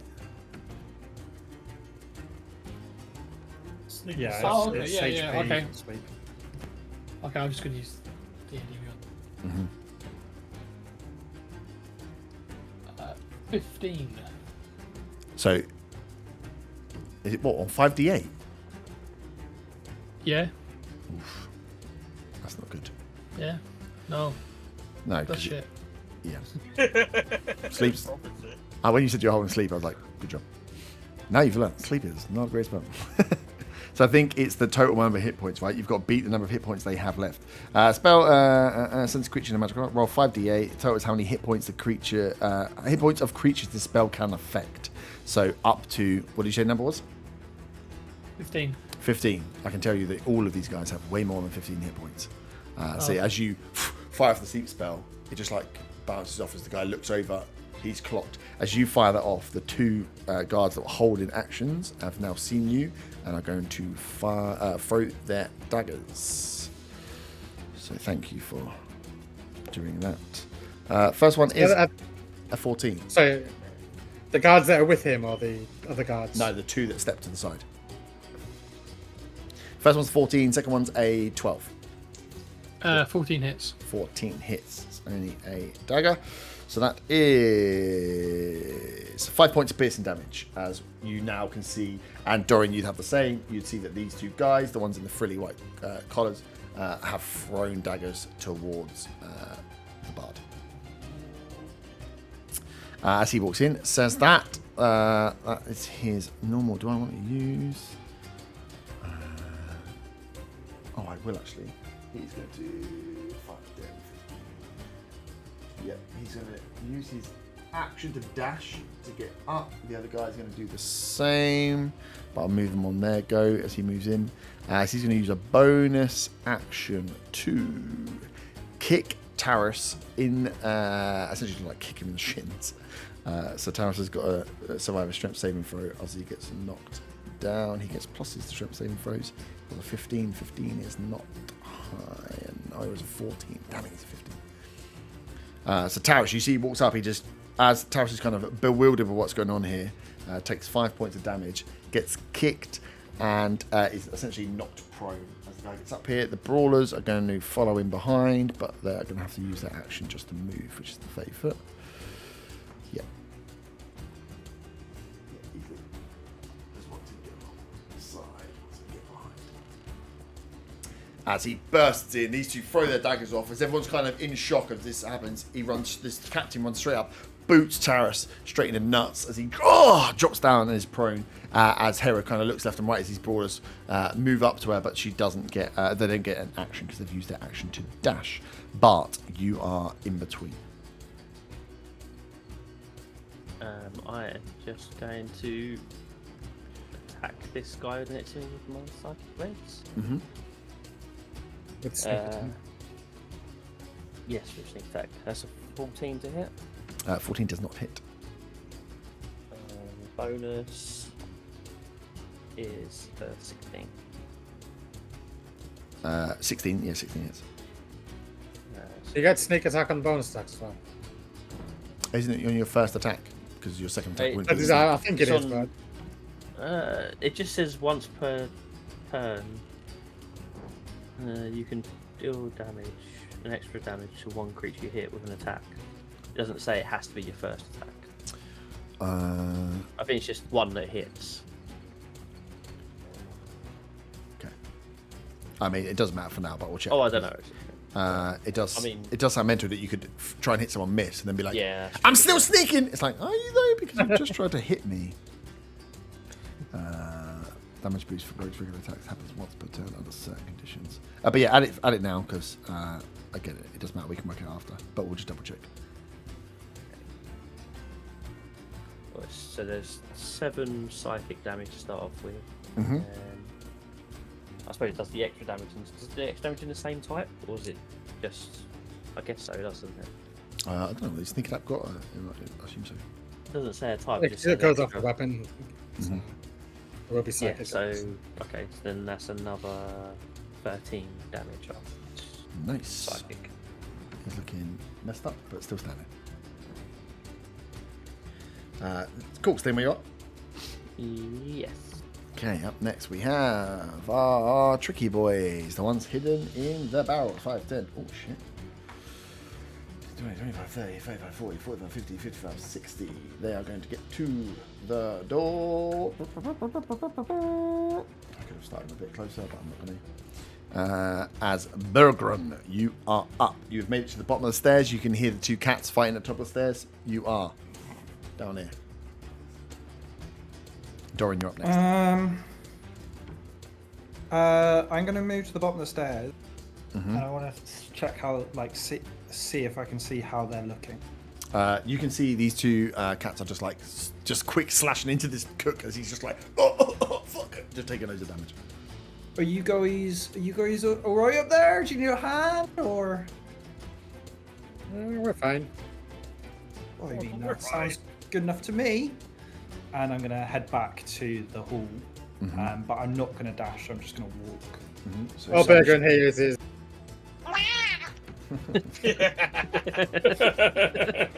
So I'm just going to use my 35-foot Yeah. movement just to sort of head back. And I'll be like, right, well, I think they've got it. We're doing a great job of security. Keep up the good work, lads. It's all And fun games. that's going to be my turn. Nice. Cool. None the wiser Dorian. as to what's happening in the banquet hall. Yeah. As you're moving back, because the cheering that you'd get as you start moving just sounds like the ceremony going on. You wouldn't necessarily hear a scream because no one's really gone down yet. So Dorian, these guys have burst in. You have just woken up. You've seen 2 daggers get thrown, and then there's more people pushing through the door as the stage is now occupied by a different person that you haven't seen before, and 2 of these goons. Doran is quite confused, but he is sensible enough to realise that there's a fight going on. And since he has magical powers, he feels he should probably try and stop the fight. I'm just trying to decide which group to prioritise. The top of the stage with the wedding couple. Doran is going to cast with a subtle spell again, so no one can see him cast this spell or hear him cast the spell.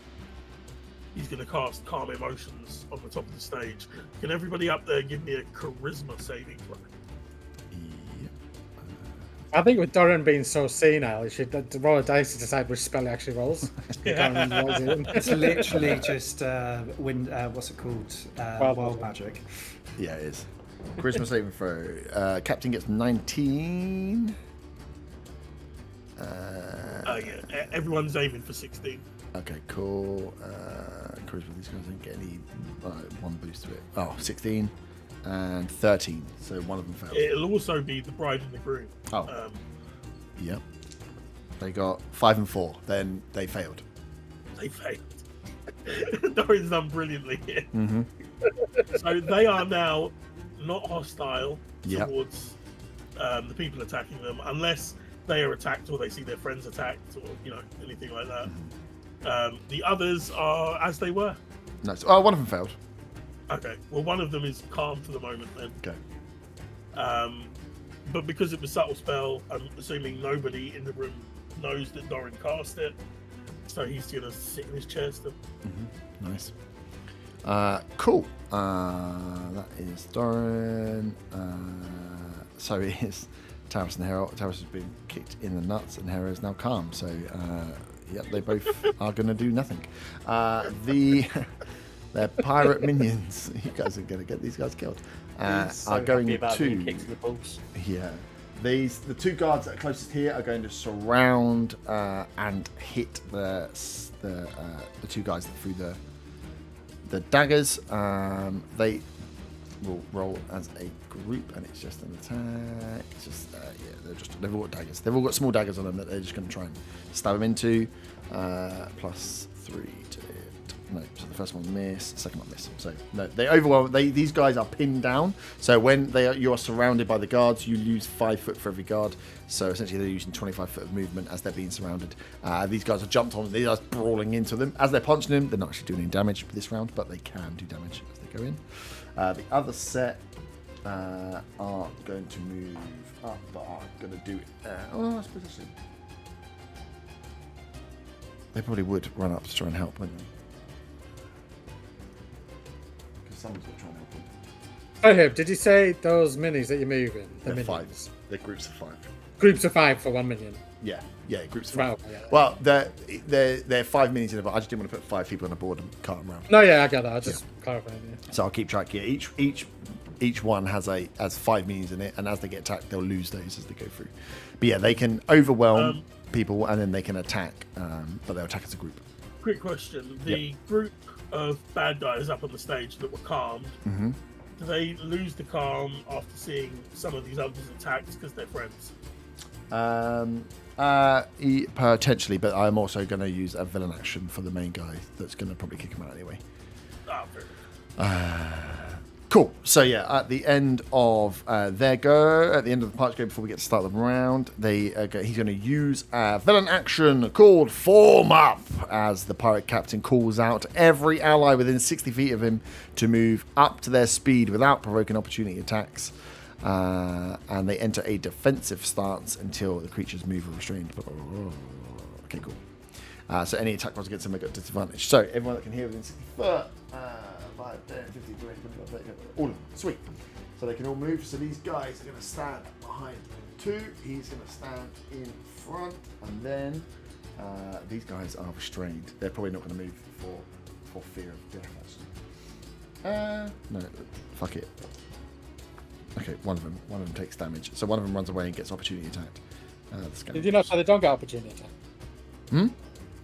I thought you said they don't get opportunity attacks. Who don't? Oh yeah, they don't get opportunity attacks on the thing. Yeah, good point. They got full life. So we're gonna get these guys. And then they get all of them. The old man is just sat at you. Why are you just being like placid and sat in the corner? You're actually gonna end up getting surrounded by all of his dudes, and they all get to move up to their 30 foot. So yes, on stage now, as the stage is set, the pirates are running towards the help. The pirate captain turns around, makes the call as the 2 guys he came with are ready to attack on the bride and groom behind, who are calmed. He is stood in front, and in front of him he has a line of quite slightly smaller pirates, but they appear to have some form of like blunderbuss, some form of is it blunderbuss or is it just a, I think it actually might just be a crossbow. Oh no, they're crossbows. Sorry, crossbows, and then the ones in front are a little bit bigger. As these guys are fronting up the rest of these pirates now, as they have their captain, he's achieved essentially taking them captive. As Art, you are up. Background to the start. I will take a attack at the cook. You guys are doing such a good job out here.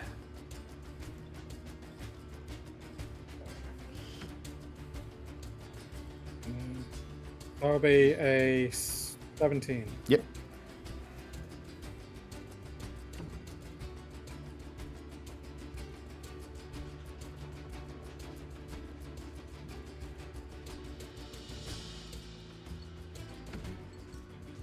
It's 13 piercing damage, and I need a con save. Nice. That is a 5. That's a fail. And that'll be 10 points of necrotic. Nice. He is dead. Cook goes down. And I heal 5.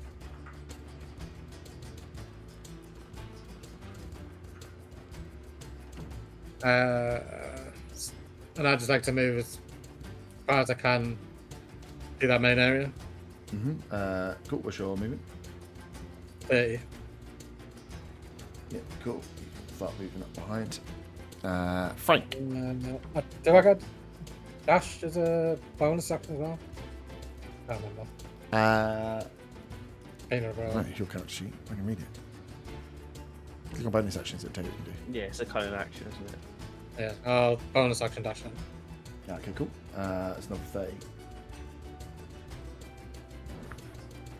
Cool. So you get just to the hallway between the two. Frank, you're up. You've just seen you try to fire off a sleep spell. Did not work. You had a dagger throw, 2 daggers in front of you. 1 hit, 1 missed. And then as the pirates just were like, charge! All the guests have charged forward. You've seen this pirate captain call his men. Men are just appearing out of places, lining up in front, and all of a sudden you realise, out of nowhere, somehow 11 people have got in here that shouldn't have been here. The bride and groom are surrounded and captured, and you're at the back of all this fight going off. This is you. That's a nice group for a fireball. I was literally just thinking that, and I was just calculating the spherical radius, whatever you call it. So is it the blue and the red? Are they the people we're meant to protect? Yes. Okay. So if Am I allowed to be a was, fireball kid? Yep. This is you right. Right. Oh, the irony. I mean, I lined all my people up next to you, just in case you So, want to set fireball. if I aim my fireball for the person closest to the wall, on the furthest from Dorin, will that grab that whole group? 60 foot, isn't it? How big is it? It's 20 foot, like 20-foot sphere. 20-foot radius. Yeah. Yeah, so Yeah, full- so it's fucking marked. 20. Yeah, 20 is there. So where do you want to aim it?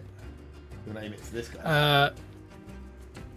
Yeah, pretty much, and try and not hit Dorin You'll if get. possible. Yeah. Yeah, you wouldn't. If you do it, is it 20 foot? You wouldn't get Dorin, but you're only getting half your sphere. There's 4 stairs. Yes, you're gonna get some of the pirates. Some of those you'll just miss him. You'll get the captain. You'll get the bride, and you maybe get the pawn on the back. Okay. Let's hope the bride's Dexy. Yeah. Yeah, fuck it. I cast Fireball at 9th level. And What? it also- 7 charges at once. 9th level! Have you got a 9th level fireball? The one. It's a rare Fireball Seven wand. or is that 7 seven? seven You charges. allowed You this fucking to go cheated. through. I didn't look at any of your character sheets. If you've done, okay, do it. But you are getting fucking murdered straight up. Cast it. Don't try and fuck me in my own game. I told these guys this. You guys should have It warned lets you him. do fireball like 7 times or Uh-huh. up to a 9th level. Fine. Cast it. Roll your dice. Okay. Captain's Oh, going to really? use his bloodstone, which means he's going to pass it regardless of what I roll. And he's going to turn into a giant Oh, monster. he's just going to go straight for you. He's going to turn into that monster you painted. So the other day. you, I rolled. It says Deck save of 15, yeah. and I've rolled 47 damage. Oh, that's not even enough. Cool. So 47 damage. You completely eviscerate one whole group of allies. They're gone. You've also, That wakes the other 2 up from their calm emotions, at least. yeah, we'll do 47, right? So the scout. Oh, which one's it?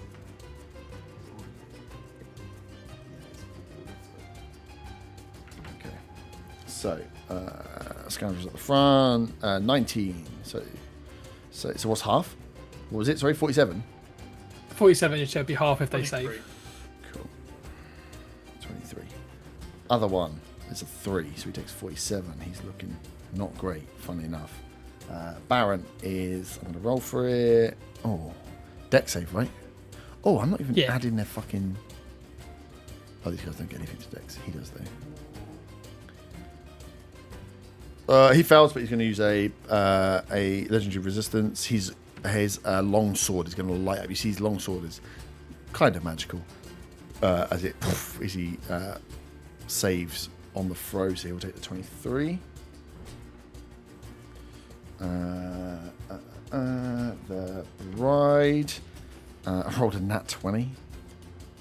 Thank Still God. takes half. Yeah. Feels grounded. Yeah. Fucking she hates bards. And then those 4 fucking trick shots. From the bottom, nat 20. Second one, 15, which will have some pluses to it. So it's only 16 he's got hit, right? Yeah, it was 15, so Oh, okay. Yeah. 15. Second one, third one, 11, so it's going to fail. And the one closest, 17. So, pretty Dexy bunch. that's good dice rolls. Which you didn't get to see, so you don't know how good they really were. 47 is the damage, right? I think that's fair Yeah. with a 9th level fireball. Fucking, I can't believe you put a 9th level fireball in there and then not told me before you've done it. And did your character late. One of them dies from the fireball. The whole room is set on fire. Good luck. That is Frank's. Oh, good thing is they all get to go now, so I don't need to worry about using anything. Anything else you'd like to do from the back there? I just You need to scribble roll. rat? Cool. I just rolled a dice to make sure that the one doesn't actually break. Oh. Yeah.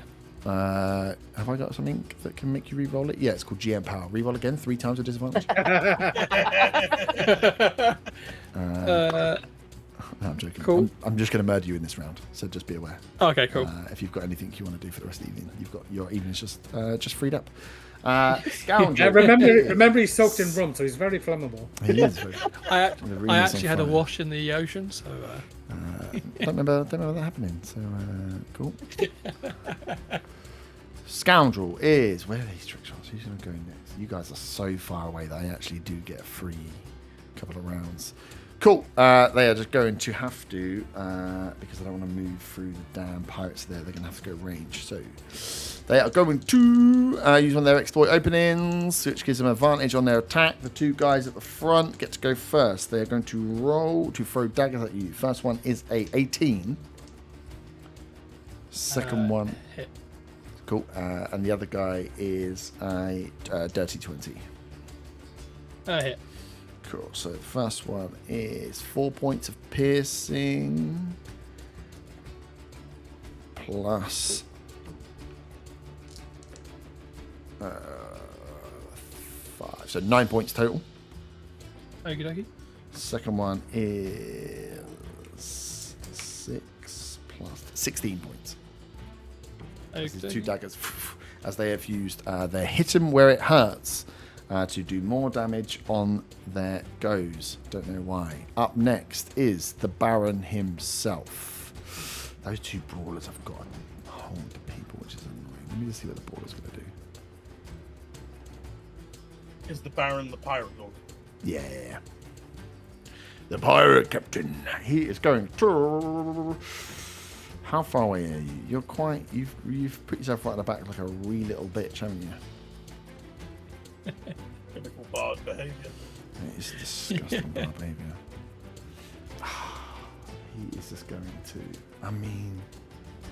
There's just an old man sat in front of him. Do I just take out my revenge on a different character? It sounds like something I would do. It's attacking an old man who's sitting there half asleep. Yeah. I just got fireballed by some random fucking joker with a loot at the back. I need to get within 15 foot and I kind of want to kill these. Oh no, I know what I'm going to do. Cool. So he is going to... Yeah, until you guys get back in, he's just going to attack the prone groom. So he's going to attack with advantage. First one is something dirty like a 28. Second one is a 23. As you see him turn around as he shouts and taunts the pirates about to run towards his crew as he takes his giant sword, 9 lives, swings out and does 15 points of damage with the first strike, and the second strike does 10, 13, 28. Taurus takes a whopping 28 damage. These guys are pretty sturdy, but yeah, he is messed up. Funny enough, not as messed up. Oh no, more messed up than the bride was from the fireball. Also, all around the area, this is all wooden. This is all starting to set on fire. So smoke is going to start billowing through. Fuck knows what happens with that in the end. 2 brawlers are going to just use their goes to grapple the bride and groom, so any attacks against them get advantage as they are being held at the back there. And then we are at Bart. I'm assuming we would hear that commotion that's going on in the... No, it was a silent fireball. Yeah? Also, Yeah. did I hear the 60-foot thing? I was waiting until it was my turn. Oh, you're right. What's it? Would I have heard the 60-foot shout as well? Wait, what do you mean? 60 foot shout. Oh, Pirate from where you are. captain Way back you guys when, are yeah. real far. No, 60 foot isn't. Because it took me what? It took me Maybe. 70 to get to the stairway, Yeah, so I yeah, yeah. assumed that I would have been able to hear it, but I wanted to double check. It's the first When one it's door. my You might have. He shouted out and then the fireball. Well, I'd heard the fireball as well. You'd hear the I fighting. can going smell on. burning. Fireball? Cool. Does it say it goes around corners? Smell the burning. No, it does fireball say it goes around corners. I don't believe so. I think it fills the space. They would have got into the corridor as well then. Yeah, we're going to the corridor.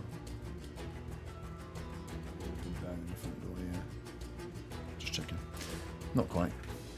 Would have been very close. No, 5 from that point. Yeah, it would have been. Yeah, would have. So filled the space would go around. Yeah, so as you guys come around, you'll smell the burning. There's this central area here is starting to set on fire. So you know something bad's gone. But Bart, you're all the way up top of the stairs. Okay. I got a lot of movement to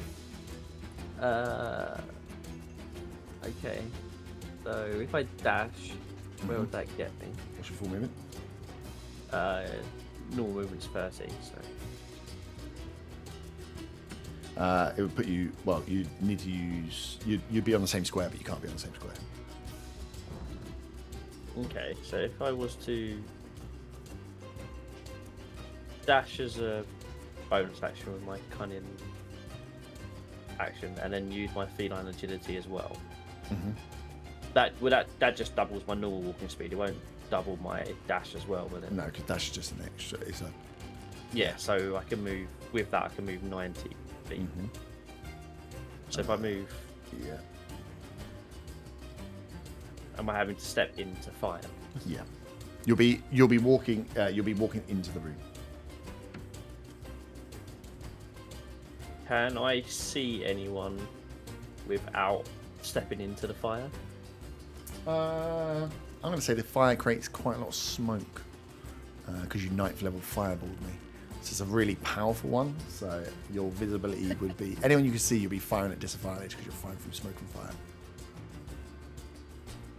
But if you got to, you could get into here. You'd have sight line across at at some of the parties. Yeah, at some of the guys that are moving in there. So you would. But yeah, there's good. That area is on fire, and I think you have to honor a fireball and set the world on fire.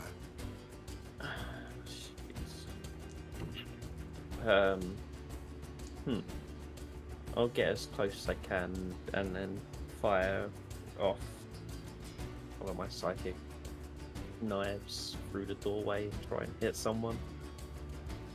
Okay. It's close, like in the doorway. As close as I can without getting into the actual fire. Okay. Yep. It's 60-foot range in it, so I guess that's enough. Yeah, for it. this room's small. Yep. Yes, you can see there's So two. with disadvantage, am I doing it? Yeah. Yeah, I would say this area is smoky enough. Otherwise, you guys can sit out and pick people off, and I need to honor the 9th level fireball. Super That's powerful fireball would probably set fire to stuff. That's a 12. 12 does not hit. And that's my goal. Up next is my trick shots that all got fireballed. I wonder who they're gonna shoot at. Ooh. Oh, nice. They are all going to use their heavy crossbows at the pirates, but using their ricochet bolt. So they get one use of this on the recharge. I'm going to use it all at once. There are 3 of them alive, which means if they hit a target within 100 feet of him, then a second heavy crossbow attack at a different target within 30 feet of the first target can be made. So each of them are going to pop a shot at the pirates to try and thin the ranks. And the pirates have 16. Okay, cool. So, trick shot makes an attack. Oh man, that's cool. Within 30 feet. Nice. First one hits. Second one 14 plus 6. Nice. And 12 plus 6, 18. All 3 of them fire and hit. So I need them to do big damage to take out some of these allies. They're going to hit 1 group of allies each. First one does 1 damage plus 5. So one of the groups is down to 4.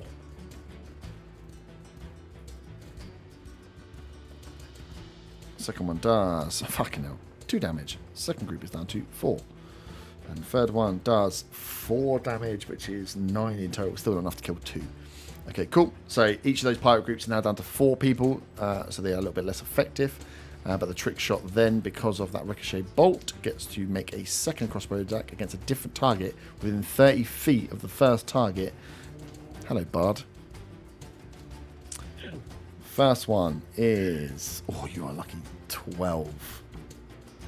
Second one is 14. What's your AC? Hits. Woohoo, you only got 30. 14. Maybe you should have got something that gives you AC. Last one is 24. Hits. 2 hits. First one is 11 points of piercing damage. Second one is 6 points of piercing damage. 11. Ah. I am down. Yes. I'm going to recharge.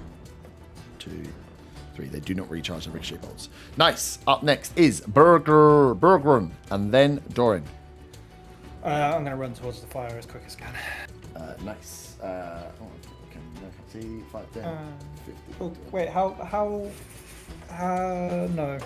Oh, can I get in the room with 35? 35 puts you in the doorway. Nah, let's rush in. Let's rush in. I'm Wait. going to rush in, Yep. To where? and I'm going to...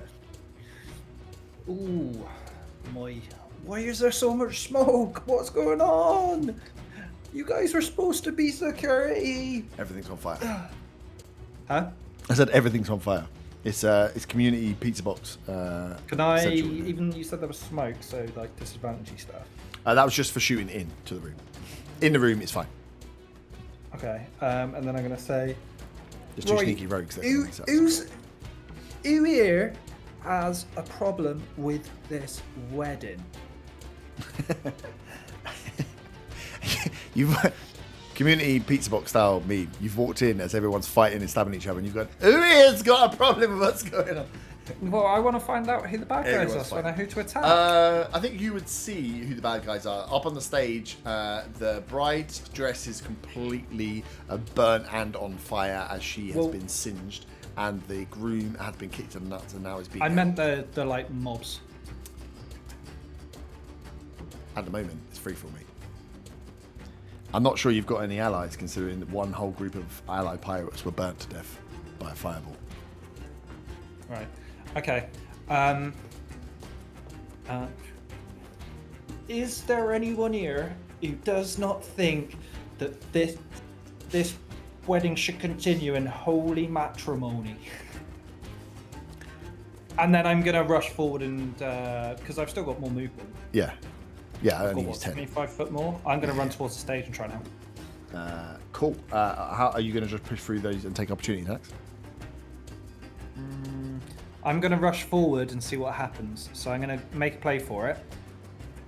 Okay. So in between those two nearest to the stage, like that little line that's happening there. Yeah. So as soon as you step... Oh, you still be technically there. As soon as you step past them is when you get fucked. Yeah, one more. If you go there, then they're going to both swing at you. Okay, yeah, we'll do that. Cool. So yeah, the scoundrels will use their opportunity attacks to just try and swing at you with swords as you go past. One was a nat 1, one is a 16 plus stuff, so probably... What is your thing? 17 is my AC.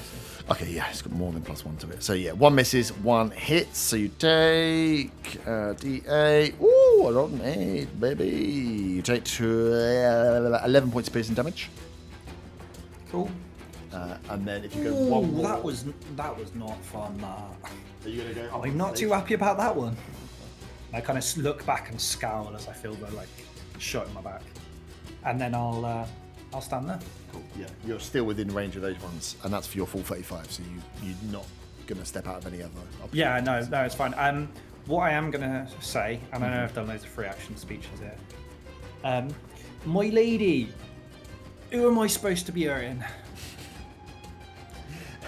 She's been attacked, so I can't motion that anymore. She like looks at you and then looks at the big pirate captain that's next to her that's holding her and her husband. And she's like, this man, obviously! No, the rest of the room as well. You are just annoying as hell. She's going to attack you. That's fine. It's how it goes. She's going to leave the guys up there. Cool, so you are right in the mix. Doran, you nearly got fireballed. You didn't get fireballed. Everything's running around. The stuff's on fire. It smells horrible in here. People are burning left, right, centre. You're awake, at least. Yeah, there's nothing I can do for the bard. Although he nearly fireballed me, so I'm not sure he was on my side to begin with.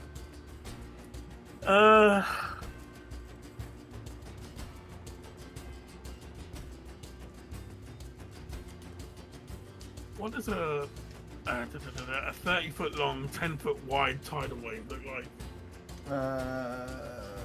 That long, twice as wide.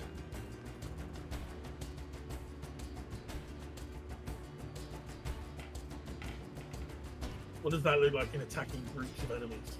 Right, depends where you want to put it. I mean, define enemies. You've got an ally here, technically 2 allies here, but I know he's wandered right into the area where I was going to do something else, yeah. which kind of sucks. It's weird where no communication leads to things not happening the way that. Yeah. Are there 3 groups of enemies that are lined in front of me? Straight in front of you, there's a group of enemies. Yeah. And there's 3 directly in a line. Yeah. I'm just gonna cast fucking lightning bolt at them. Mm-hmm. Can I get a dex saving throw from those 3 enemies, please? Yeah, sure can. Dex saving throw. Yeah, it's 16. First one is 18 on a dice. Second one is 2 on a dice, so that's not going to prove anything. And 2 on a dice, so 2 fail. First one passes, the 2 after fail. You guys got fucked up as well. Funny enough, by that 9th level fireball. It's funny how when you fuck around for an hour, you can make it up by 9th level fireball. 2 that failed take 26 lightning damage. Both dead. The other one takes 13, half, because they... Yep. Anything in that line is set on fire, although I don't think that really matters. No. Everything's already on fire. And with that, I'm gonna try and move 30 foot away without provoking any opportunity attacks.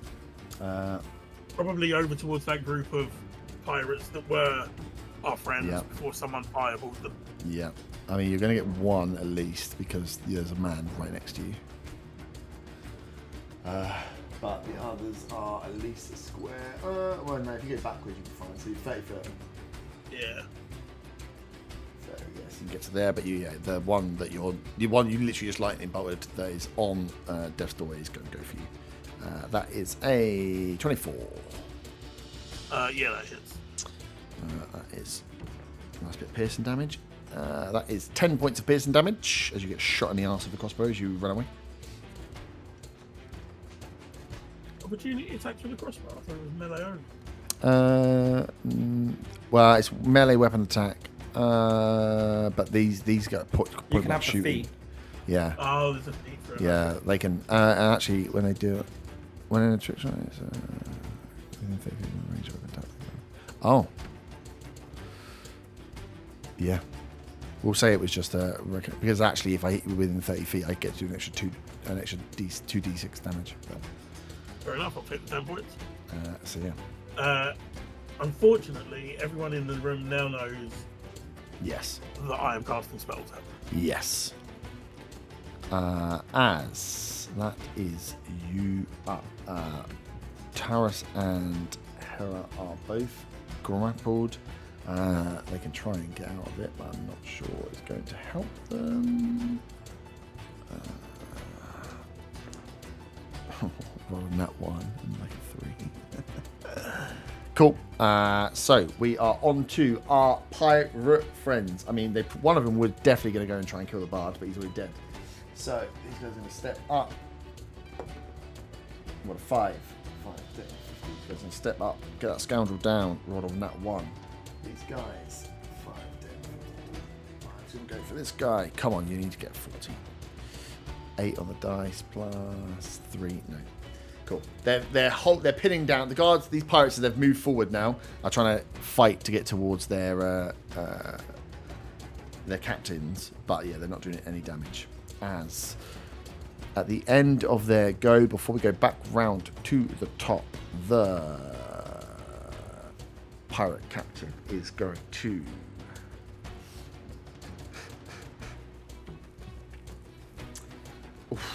he hasn't got a lot of soldiers yet, has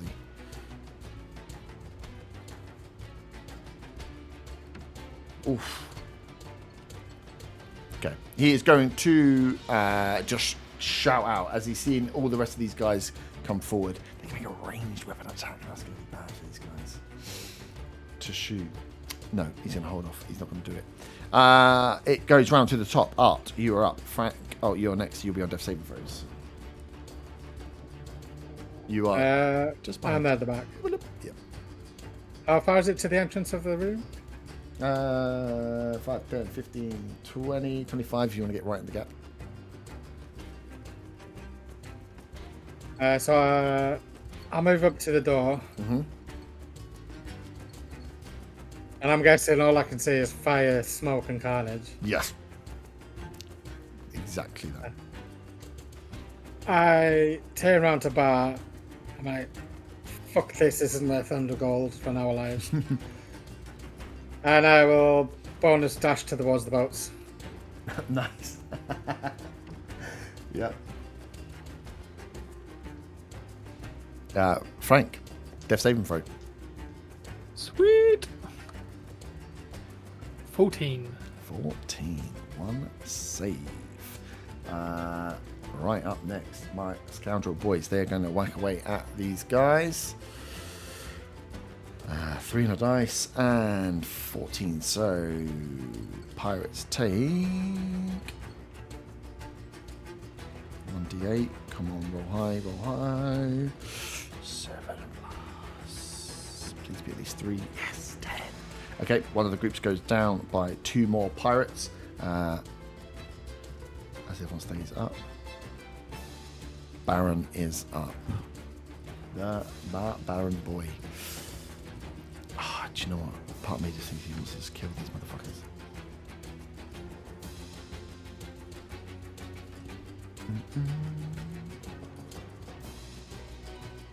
He's just gonna go for the 2 swings against his 2 captives, who he will have advantage against. One's a 19 on the dice. One is a 10 on the dice. That might not hit. Nope, it's plus a lot. Yep. Okay, both hit.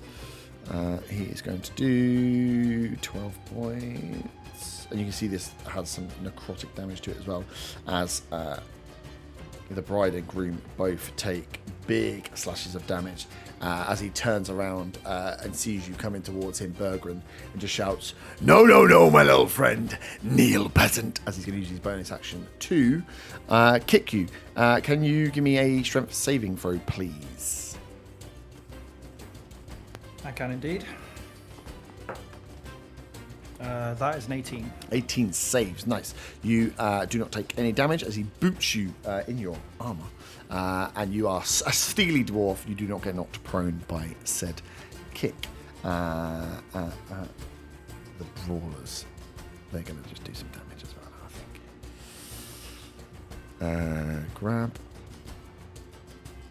Brawler can't grab another creature. Okay, cool. They're just going to haymaker. They are just going to brawlers grab on target and hit by range attack. Yeah, cool. They don't need to worry about it. These 2 brawlers that are behind the bride and groom are just going to smash.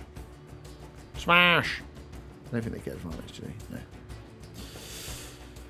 50. Yep. 30, 20 and a 10. So Taurus gets panded for 10 points of bludgeoning damage.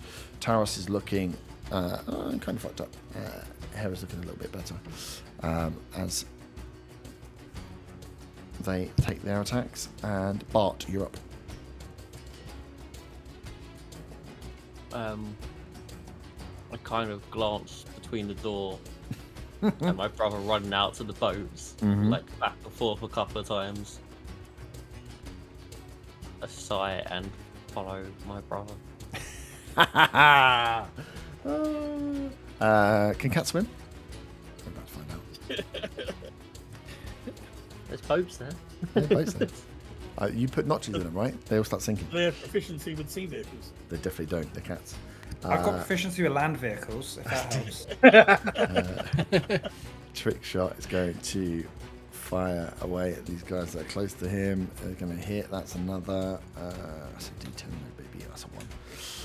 Cool. Another one of the groups of pirates are whittled down as Bergren, you're up, and then Dorin. Seeing kind of the chaos that's unfolding, Mm-hmm. once again going to rage. Yep. And I'm going to do an attack against the big captain guy. Nice. That is a 19 to hit. 19 hits. Perfect. And because I'm raging, I get an extra +2, so that's 1d12 plus 8. What's d12?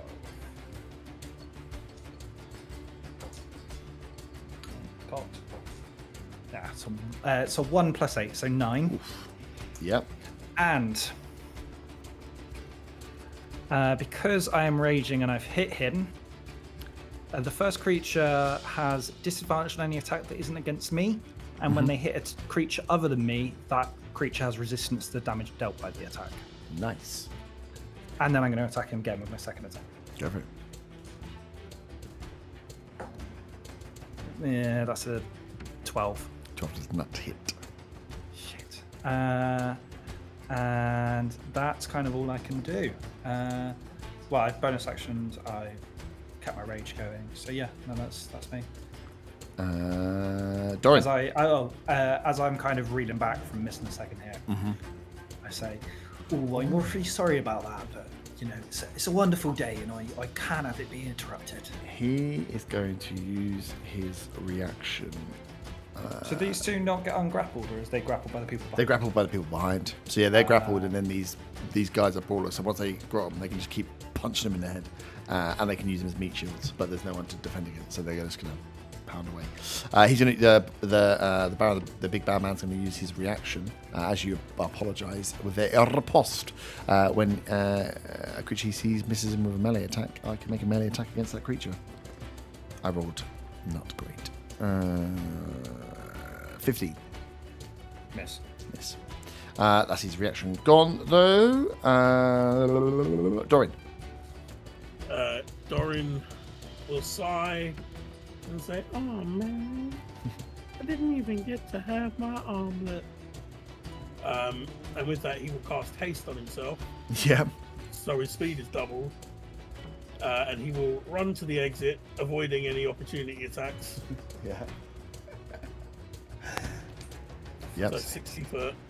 And he gets an extra action on his turn, which he can use to dash. Yeah. So you got fleeing I'm trying combat. to decide if he's going for the boats or if he's going for the door upstairs. Okay. But yeah, he's going for the door upstairs. 60 foot. Another 60 foot. Okay. Sorry, Bergren. Sorry, Frank. The old man might be senile, but he's not fucking stupid. Well. Nice. As Dorin runs through fire. There's a lot of smoke you just run through there. Roll a Constitution saving throw. 17. 17. You. I am concentrating on the haste. You contract grackle lung and you die. Cool. Dorin is running away. That is Taras and Hera who are going to try and get out, but they are disadvantaged. Grabbed. No. Strength is not going to help them in their predicament. Pirates are going to try and take out some of these scoundrels. Yes, hit. Those are 4 damage. The second one hits, but they are doing sweet F-all.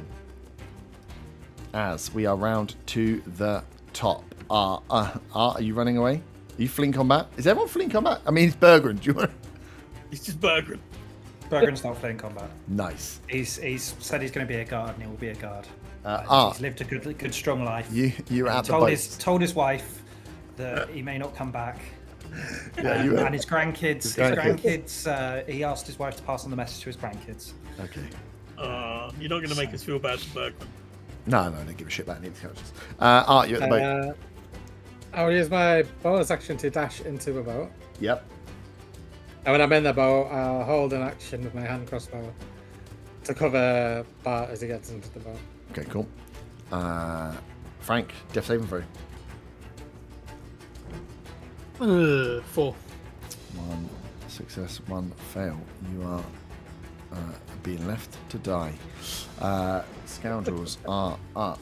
They are going to get rid of the rest of these pirates. Oof, one hit, one miss. Oof. Nice, one group is down to one, but yeah, these pirates are giving them a good go. I mean, someone's trying to fight for him, which is good. The Baron is up, and the Baron gets his reaction back, but you've essentially goaded him, right? Essentially, he can't. If he hits other things, does half damage. So. Yeah, so he's going to. Oh, with the just to go back to the scoundrel's attack. Yep. Because something. No, actually, no. Don't worry about it. I'll save that. Okay. So yeah, you do that to him, goad him a bit, and he's going to step forward. His brawlers have got the pirate captains there.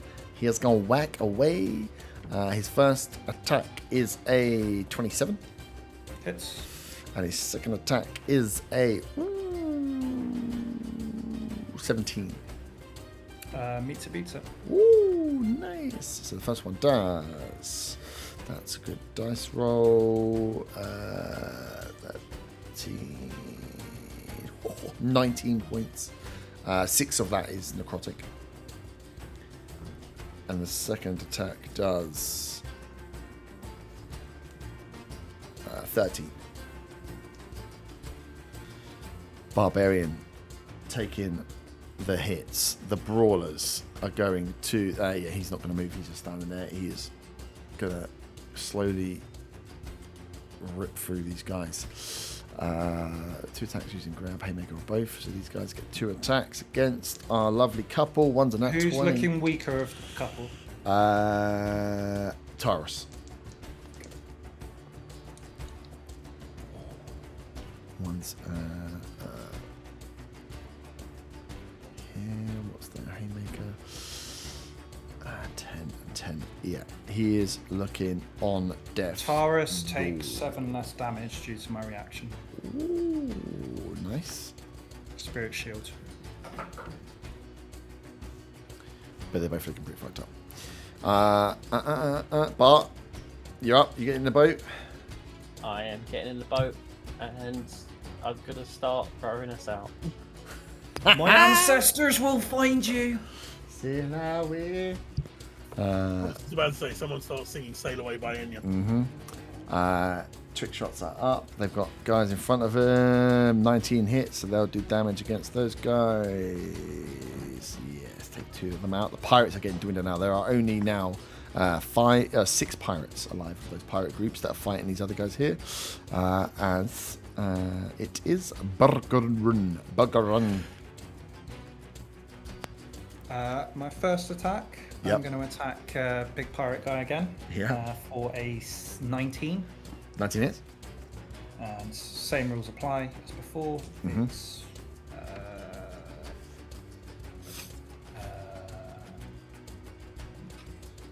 1d12 plus 8.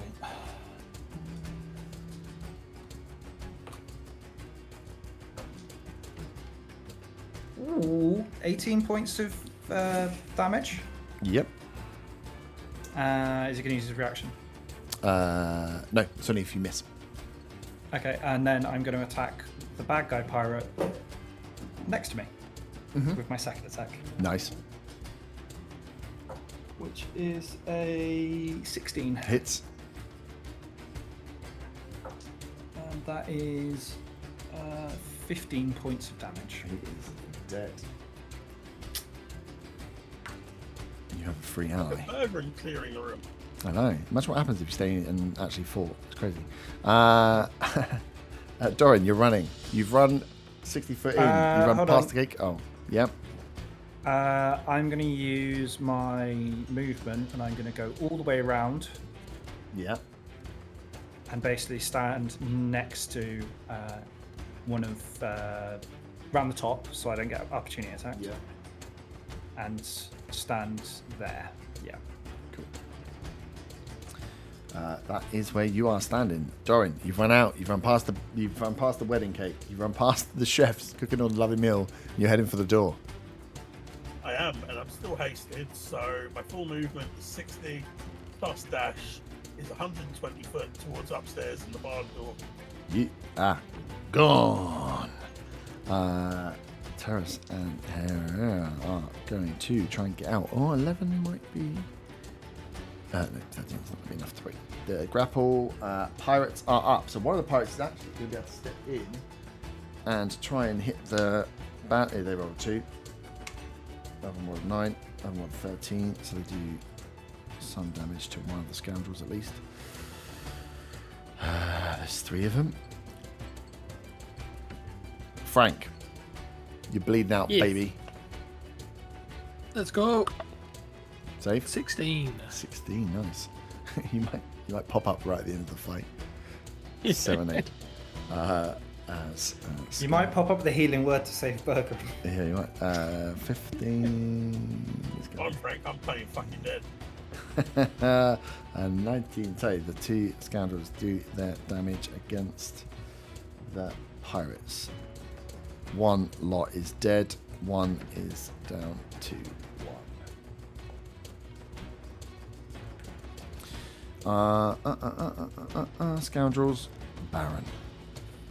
You like fronting this boy up, don't you? It's the same deal as in if he attacks anyone else, he's at disadvantage. Correctamundo. Okay.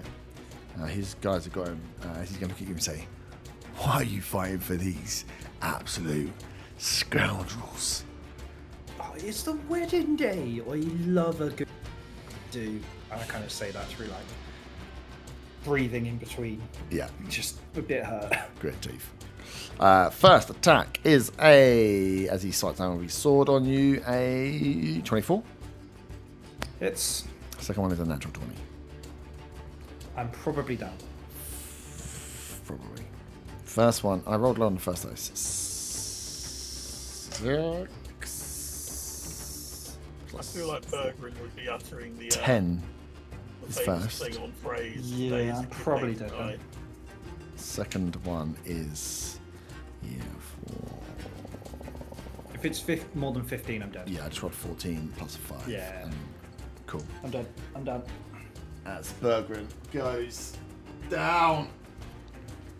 The boy has got what he wants. Brawlers are there. The brawlers will use their rolls to knock. As I go the brawlers. down, Yep. you hear me whisper, I'm never going Two. to dance again. "To Valhalla." Not a Viking. I'm a dwarf. Let me do what I want. I'm dead here. No, I got level. I got that fucking 9th level fireball didn't fucking help, did I it? now have to build a new character, which is grandson, who's going to get revenge against the pirates. This whole area is burnt to cinder. He slays you, no regard, turns to the pirate captains as the 2 what they call brawlers are going to knock out. These guys have 10 and 12. They'll knock out Frank. Yes. Everyone else is knocked around. So give me a death save. 10. 10's pass. Oh, sweet. So you pop up to 1 health point. As you open your eyes, in front of you, you see that the pirates that were on your side have very much dwindled. This is a group of... this is a single pirate is fighting against these 2 guys here. There's 2 out the front there. You can see Taras is on his knees, just bleeding profusely. His beard soaked in blood. Hera's dress absolutely scorched and burnt. Her skin across her arm all burnt up from where you fireballed her at her own wedding. Both of them are looking incredibly beaten as the brawlers behind them are just smashing them in the back of the head, looking to knock them out. As you come to, both of them have just been like clobbered and knocked out as the pirate stands over the body of Bergrin and looks out at the burning tavern. What would you like to do? Because you pop up at the beginning of your game. So I've got a full action and everything. Mm-hmm. Can I cast invisibility on myself? You can. Fuck's sake. Good lad. So yeah, I use a third spell slot. Concentration up to 1 hour. And I am going to try and run away. Yeah. What's your full movement? 30? 30 feet, yeah. Oh yeah, you'd have to get up from being dead, so you'd get half. But yeah, you are invisible, so you can keep running. You're getting out of dodge. Yeah, I'm gonna do my best to get out of dodge. You're getting out of dodge. Nice. Bergren. You are rolling death saves. Is Passed a death out. save just a straight roll? It's a straight D20, yeah. That's an 11. 11. Make one save. As you, I'm assuming the rest of you are just getting out. Ooh! The cat. Mhm. You row out. Where'd you go when you get rowed out? When you start rowing out? What There's stormy when weather. we get out of the cove, what can we see? You can Like, see. what side looks best to, like, we can see land closer by. As you start pulling out, you see 2 long keelboats coming in from a large ship that is pulling into harbour. I think we should have taken the door. This pirate captain probably needed a way of getting out at some point, so you see that happening. As you unless you got anything tricky up your sleeve, yeah, you are in a very small rowboat with these larger keelboats, like holding 10 man. As you can see, these crews are rowing towards your direction, so you can think fast about what you're about to do. Dorian, you have gone. You've gone out the front door and are just legging it for the hills. Bergren, you are rolling saves. You wake. You are healed. Just healed. Just a good berry. As you are awake, shackled. You have your hands bound and your feet bound, and you are propped up against Hera and Taurus. Taurus is knocked out, and Hera is conscious, just conscious, as you are being you have been dragged and thrown into a boat, and are about to be rowed out as prisoners of the pirate captain. As Hera kind of looks at you as you're waking up, she just says, "Just stay quiet. We might just survive." And whispers to you. Is there anything you would like to do? I stay quiet. I nod. No. So yeah, with Taurus knocked out, Hera conscious but badly injured, and you are all shackled in a boat being rowed out. Art and Bart, your little boat is quickly getting surrounded as you pull out of this cove. What are your plans? I want to shout over to whoever's leading the boats and say, "The captain told us to come and say I get you guys. It's come in and help us." The captain. I'm not even. You can roll a deception check. It's going to be like a 40. The crew that you are pretending to be a part of definitely know you're not part of that crew. No, not pretending to be part of the crew. Just his captain told us to come and get them. Okay. We want to join them. Roll a deception check. Well, it depends what you say. If you want to join them. Yeah, just say I spoke to your captain. We want to be pirates now. We want to be pirates now. I'm just imagining Art and Bart looking so just annoyed like, with this. oh fuck. You're, Here we go. Did you say deception? yeah, roll a deception. It isn't going to work. Because that's better than my persuasion, and I rolled a 19, so that's going to be 27. A 27. I don't give a shit what you're on. You can't just pretend to be part of a pirate crew and get away with it. They laugh as you pull up alongside, and then you go, "We want to be pirates now!" And like 2 of them jump over into your keelboat and go to shackle you. As long as you are willing to be shackled, you are not going to be thrown or you're going to be taken prisoners, essentially. Yeah. Unless you want to jump out and try and swim. But yeah, they as you say that. No, like they want to be pirates now. We'll prove it by doing jump. They take you prisoners. As Frank, you wait for your opportunity as these all move into use your invisibility to sneak out to get past. You see all the kitchen crew cowering in the kitchen as you, with your invisibility, can just pass out and get out the front door the same way Doran has gone. Unless there's anything else you would like to do as you watch this happen. Nope, I am getting out of dodge. Frank is He's not getting even going to out. fill his water skin with rum first. He doesn't drink I've got- again after today. Yeah, yeah. Frank goes like straight edge for the rest of his life. As we will finish, Bergren is being taken hostage. Well, all 4 of you being captured by the pirate captain who came back to take. He now owns 3 pirate ships. The wedding did not go ahead.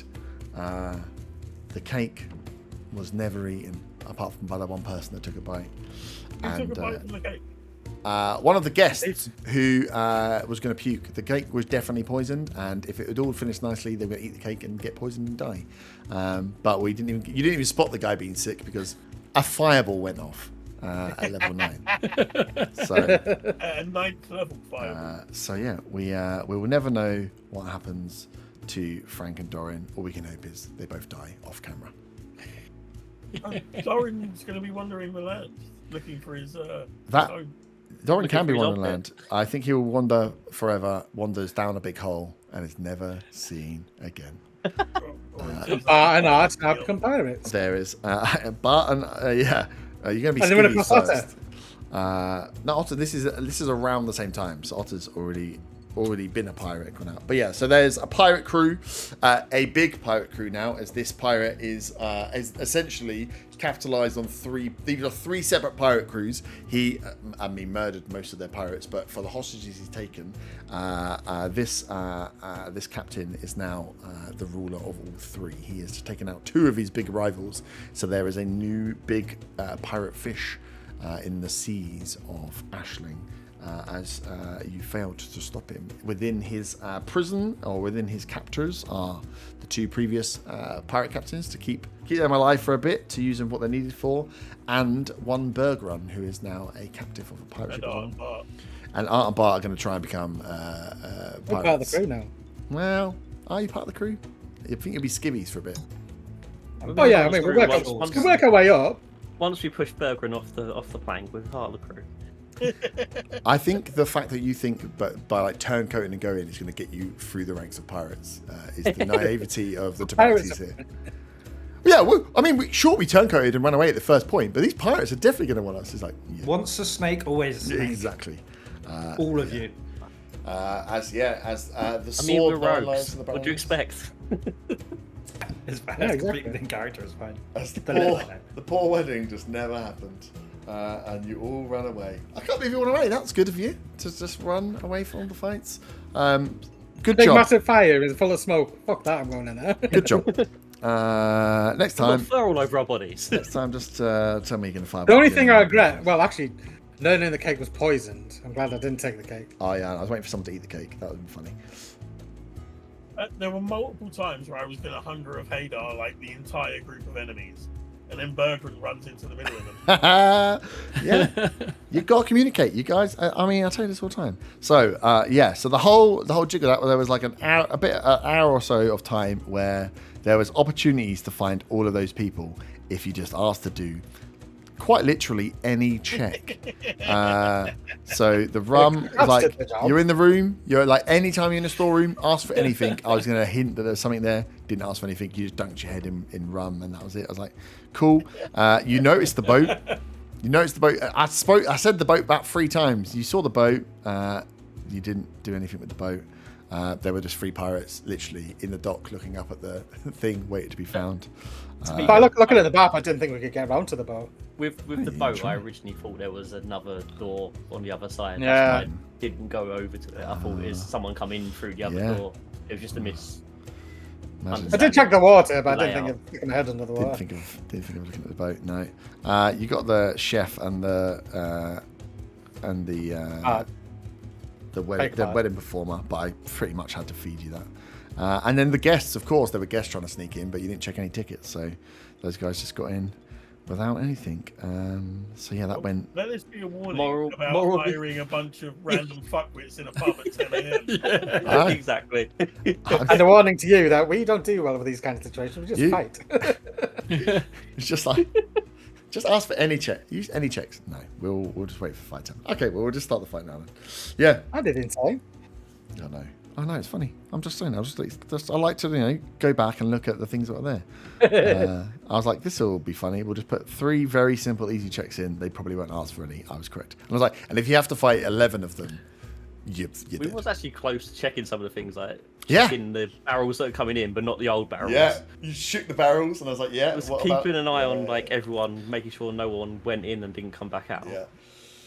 Even when you ask, it's like, is it When, easy to see between the people that are in the two crews? I'm like, yeah, there's like the two main crews, and then there's other people there as well. And if you'd done any checks from the other people, it would have been like, there's clearly two members of a different crew here who are not merchants or things. But no, concentrate on the doors. The doors were a distraction. Watches this back, she's going to be just shaking her head the whole way through. Oh. Well, Art and Bart figured that the people on the door were doing their job. How wrong we were. That's where you went wrong. Yes. Literally did nothing.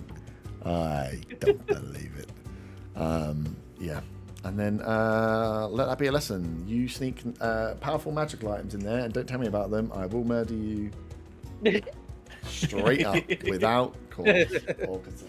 If I hadn't put guards in there to help you, I would have walked up and murdered your character with the main character. I don't like being surprised. The look on your face when he said 9th level fireball.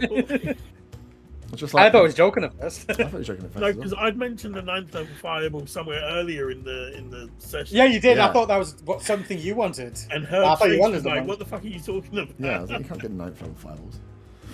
So, yeah, let that be a lesson to you, Reese. We'll see you back. Maybe never. Make it very clear. Don't like it when stuff surprises me like that. I will thwomp it. I will find a way of thwomping it every single time.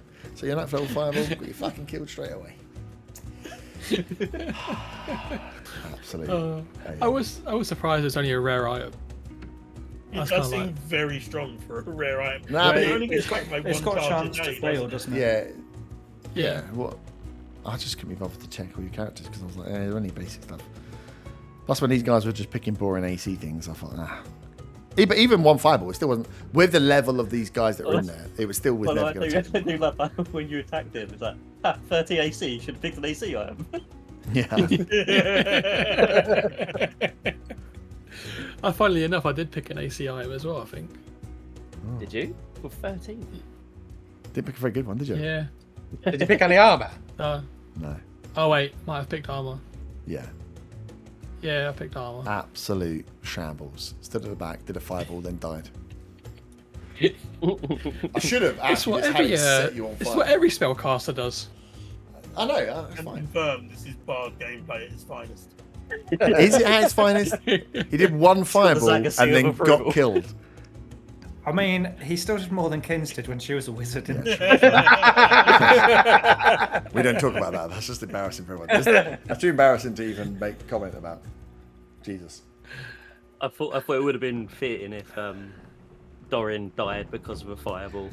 Yeah. Oh my god. Seeing he's meant I to can't be believe he Zaga's didn't replacement do it. I character if know. it happens. He's not being Zaga's replacement. As soon as the character. voice came I out, will- there was I will no back way. out. There was no That way. voice. He's my backup I was character. fucking pissing myself when I heard that voice. I was just like, you fucking, I'm going to kill you now. Like, what's the point? And then I thought, there's actually no point killing you. I'll just kill you off camera. It's even better. To give you no satisfaction. Just be like, what happened to Dorian? Dorian died. How did Dorian die? No one knows. He can't even remember. He's just dead. I still want him as my backup character. He's not. He's not been a backup character. before. It's not happening. If that voice Why didn't you appears, come over here? you will automatically just die on the spot. I'll be like, oh, you got power word killed? By God. You're out. It's just not happening. It's just not the way I want to live my life. I spent a lot of time doing this. Just to... How do you fuck around? You will The die. mask changes Zaga that much that it changes his voice. Yeah, I'll just take over his character. It'll be fine. Yes, so well done. You found some people, not really enough, and then ran away from the fight. So all in all, a successful wedding. No one ate the cake, which was a shame, but also the bride and groom got captured. I'm kind of interested in the bridegroom and Bergrim story. The cat's definitely not going to make it as pirates, let's be honest. You, got nothing. So yeah, well, I'll think about that. But yeah, there is a pirate crew now rolling around Ashling. So if ever we run into any pirates at any coastal towns, there's a chance that we might see some of these people again. Not Dorin, though. Just to be sure. And my backup character, if it's, is going to be Bergren's grandson. Right. He's heading out to find his granddad. It's worth noting that Who went to I the like pub. Art then. Bergren in his late 200s. Yeah. His grandson is like 180. He went, oh, that's still fine. That's good for a dwarf. He went out one day. He went to the pub, came running back, grabbed his weapons, and never came home. No, he mentioned to his wife. Oh, okay, good. Mentioned to his wife that Don't he give had it a all job away to now. do. We can plan this when he gets found on the pirate ship at some point. Never. Just write into your backstory in capitals. Oh, and he's got a unicorn in the garden. Okay, that's enough. All right, we're going on. Ta-ta, farewell. We'll You're be on the back big mansion in Ta-ta. next week on Tuesday with Ta-ta, normal, farewell. where Burn's going to die this time. Bye.